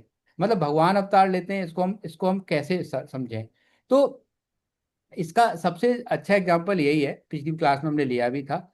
हम हो सकता है कि घर के बाहर बहुत कुछ कोई अच्छे बहुत हमारा मान सम्मान हो, हम बहुत बड़े किसी अधिकारी पोस्ट पे हों या बहुत बड़े हम लीडर हैं, लेकिन जब हम अपने घर के अंदर प्रवेश करते हैं तो वो सारा का सारा प्रोटोकॉल हमें छोड़ना पड़ता है बाहर, राइट? और लेट्स से हमारे घर में कोई छोटा बच्चा है, 2 साल का, 3 साल का, 4 साल का, या अपना है, या हमारा कोई ग्रैंड सन या डॉटर है, तो ऑब्वियसली उससे हमें जब बात करने के लिए क्या करना पड़ता है? हमको सारे प्रोटोकॉल छोड़ के और एक या तो पेरेंट के रूप में या ग्रैंड फादर और ग्रैंड मदर के रूप में उससे बात करनी पड़ती है।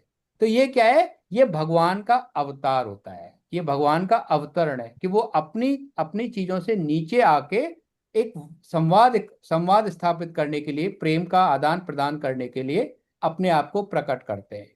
पहली बात तो ये। अब दूसरी बात क्या है कि भगवान के ना कई तरह के अवतार होते हैं। जैसा एक हम अब फोटो में देख रहे हैं, राइट? मत्स्य अवतार हुआ, हरग्रीव हुआ, कूर्म अवतार लिया, मोहिनी अवतार लिया, वराह, नरसिम्हा, वामन भगवान, दत्तात्रेय जी, परशुराम, राम, कृष्ण, कल्कि, ये सारे भगवान विष्णु के अवतार हैं। और तो कई बार क्या होता है? भावावेश अवतार होता है, राइट? कि भगवान को जब कोई काम कराना होता है या किसी, तो वो किसी भी व्यक्ति के अंदर किसी भी रूप में वो एनर्जी के रूप में आते हैं। जैसे जितने भी सत्पुरुष जन्म लेते हैं इस धरती पे, विवेकानंद महाराज जी हो गए, भगवान हो, रामकृष्ण परमहंस हो गए, स्वामी जी महाराज हो गए, शेठ जी हो गए, भाई जी महाराज हो गए, राधा बाबा, ये सब क्या है? ये भगवान के अवतार अवतार का ही एग्जाम्पल है। क्योंकि अब क्या है कि जो काम, तो कई बार भगवान अपने अलग अलग एनर्जीज, अपने अपने अलग अलग रिप्रेजेंटेटिव भेजते हैं। जैसे जेल के अंदर जो एक जेल होती है, उसके अंदर 3 तरह के व्यक्ति होते हैं। एक व्यक्ति होता है जो सजा भोग रहा होता है, एक व्यक्ति है जो एडमिन का पार्ट रोल कर रहा होता है वहां पे, जो कि बेसिकली मैनेज कर रहा होता है वहाँ पे, जो जेलर जिसे कहते हैं हम, राइट, या उसका स्टाफ है। और तीसरा क्या होता है, जो मजिस्ट्रेट होता है, जो राजा होता है, जो बेसिकली कभी कभी चेक करने जाता है, चीज़ों को देखने जाता है, समझने जाता है। तो अब ये क्या हो गया, ये अब ऐसे ही तीन तरीके के व्यक्ति इस मनुष्य में हो गए। पहला कौन हो गया, हम हो गए, जो कि अपनी अपने कर्मों के हिसाब से हम अपना जीवन जी रहे हैं। दूसरा क्या हो गया कि भाई वो व्यक्ति जो भगवान ने अपना एज ए एडमिन रोल के लिए भेजे हैं, जैसे हरवंश, भगवान हरवंश जी का राधा वल्लभ के जो जो लेके आए, हरदास जी महाराज हो गए, ये सब क्या है, ये भगवत अवतार, चैतन्य महाप्रभु हैं, हमारे रविदास जी महाराज हैं, या जो भी और भी बहुत अच्छे, समाज में भी बहुत लोकमान्य तिलक हैं, जितने भी हमारे स्वतंत्र आंदोलन के जो सिपाही हैं, ये सारे के सारे क्या है, इनसे किसी ने कहा थोड़ी था, इनसे इनको इन्होंने कहीं गीता थोड़ी पढ़ी थी या भागवत, बस, लेकिन क्या है, वो एनर्जी, वो अंडरस्टैंडिंग इनके अंदर थी। और तो वो अलग अलग रूप में भगवान अपनी एनर्जीज को भेजते रहते हैं। फॉर एन एग्जाम्पल, आज भी अगर कहीं मतलब कोई लॉ एंड ऑर्डर का इश्यू हो जाए, राइट, किसी स्टेट में, किसी जिले में, तो क्या होता है, अचानक से वहाँ मुख्यमंत्री पहुंच जाते हैं, राइट, वहाँ पे बड़े बड़े अधिकारी पहुंच जाते हैं। जरूरत थी क्या, हाँ जरूरत है ना, क्योंकि लॉ एंड ऑर्डर ठीक नहीं है। तो ऐसे ही जब भगवान को लगता है कि भाई लॉ एंड ऑर्डर ठीक नहीं है, चीजें ठीक नहीं चल रही हैं, तो वो सृष्टि क्रम को ठीक करने के लिए वो हमारे बीच में आते हैं। तो क्या हमें सब कुछ भगवान के ऊपर छोड़ देना चाहिए कि भगवान तो आ ही जाएंगे सनातन धर्म की रक्षा करने के लिए, तो भाई हमें नहीं। लेकिन हमें भगवान ने कितनी बार आज्ञा दी है, जो कर्म हमारे लिए नियत है वो कर्म हमें करना ही है। हरे कृष्ण। आगे लेते हैं, आदरणीय मैम लीजिए आप, 9 और 10 ले लीजिए आप। हरे कृष्ण। जन्म कर्म च मे दिव्यमेवं यो वेति तत्वतः त्यक्त्वा देहं पुनर्जन्म।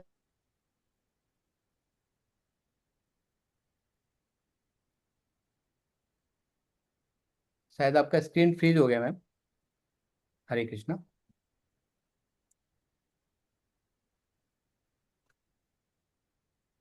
पूर्वक मान लेता है वह शरीर का त्याग करके पुनर्जन्म को प्राप्त नहीं होता, प्रत्युत मुझे प्राप्त होता है। राग भय और क्रोध से सर्वथा रहित मुझ में तल्लीन मेरे ही आश्रित तथा ज्ञान रूप तप से पवित्र हुए बहुत से भक्त मेरे स्वरूप को प्राप्त हो चुके हैं।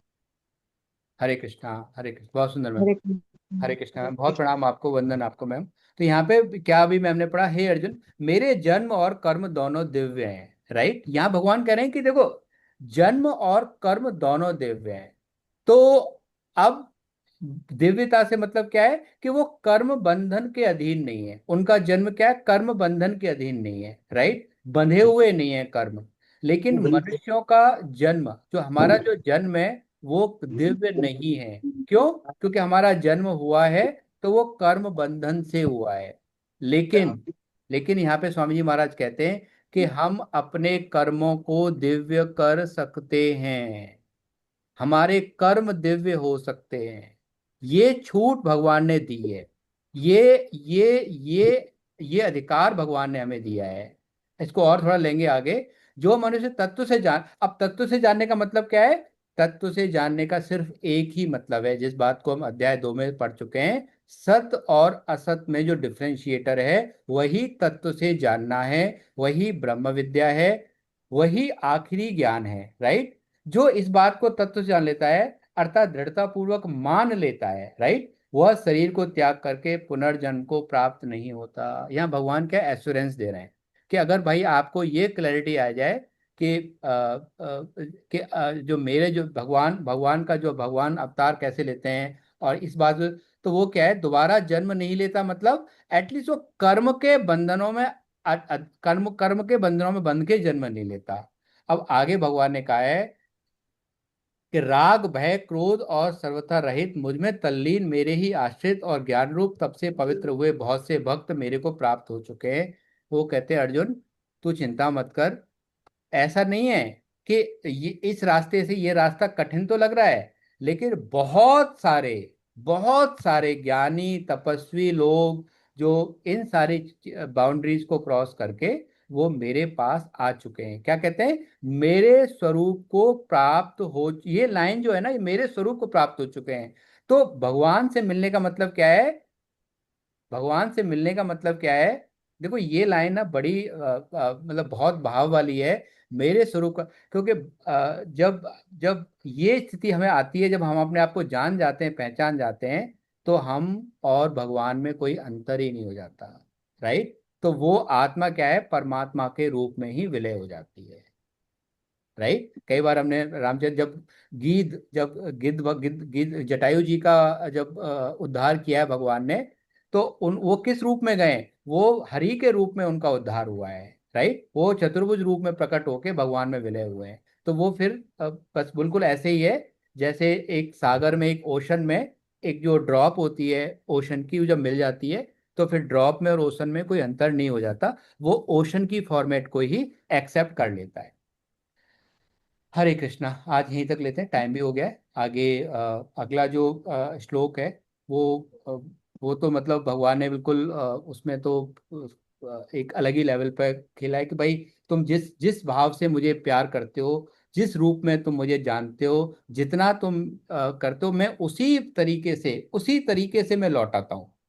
आप मेरे को बालक मानते हो तो बालक रूप में आपके सामने आऊंगा। आप मुझे पिता मानते हो तो पिता रूप में आऊंगा। भाई मानते हो, जिस रूप में आप मानते हो उसी रूप में मैं रेसिप्रोकेट करता हूँ, वही रोल में प्ले करता हूँ। हरे कृष्णा। बहुत आपके सबका आभार है। अगर कोई प्रश्न है तो हम ले लेते हैं, और नहीं तो इसको पूर्ण करते हैं। कोई भी चर्चा हो, या कोई अपना छोटा मोटा कुछ एक्सपीरियंस शेयर करना चाह रहे हो, बात करना चाह रहे हो, कैसा लग रहा है, कोई फीडबैक हो, ऐसा लग रहा हो कि भाई कुछ ठीक नहीं चल रहा है, हम अगर इसमें ये चीज़ और ऐड करेंगे तो हो सकता है कि हम और अच्छे तरीके से समझ पाएं, कोई भी चीज़ हो, मतलब देखिए, मैं आप सबसे बहुत ही हर तरीके से छोटा ही हूँ। तो आप मतलब बिल्कुल मुझे आज्ञा दे सकते हैं। कोई फीडबैक है तो आप बिल्कुल बात कर सकते हैं। हरे कृष्णा।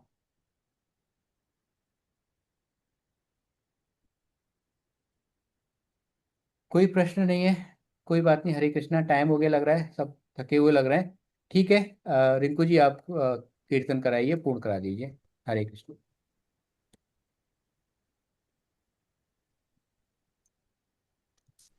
हरे कृष्ण। हरे कृष्ण।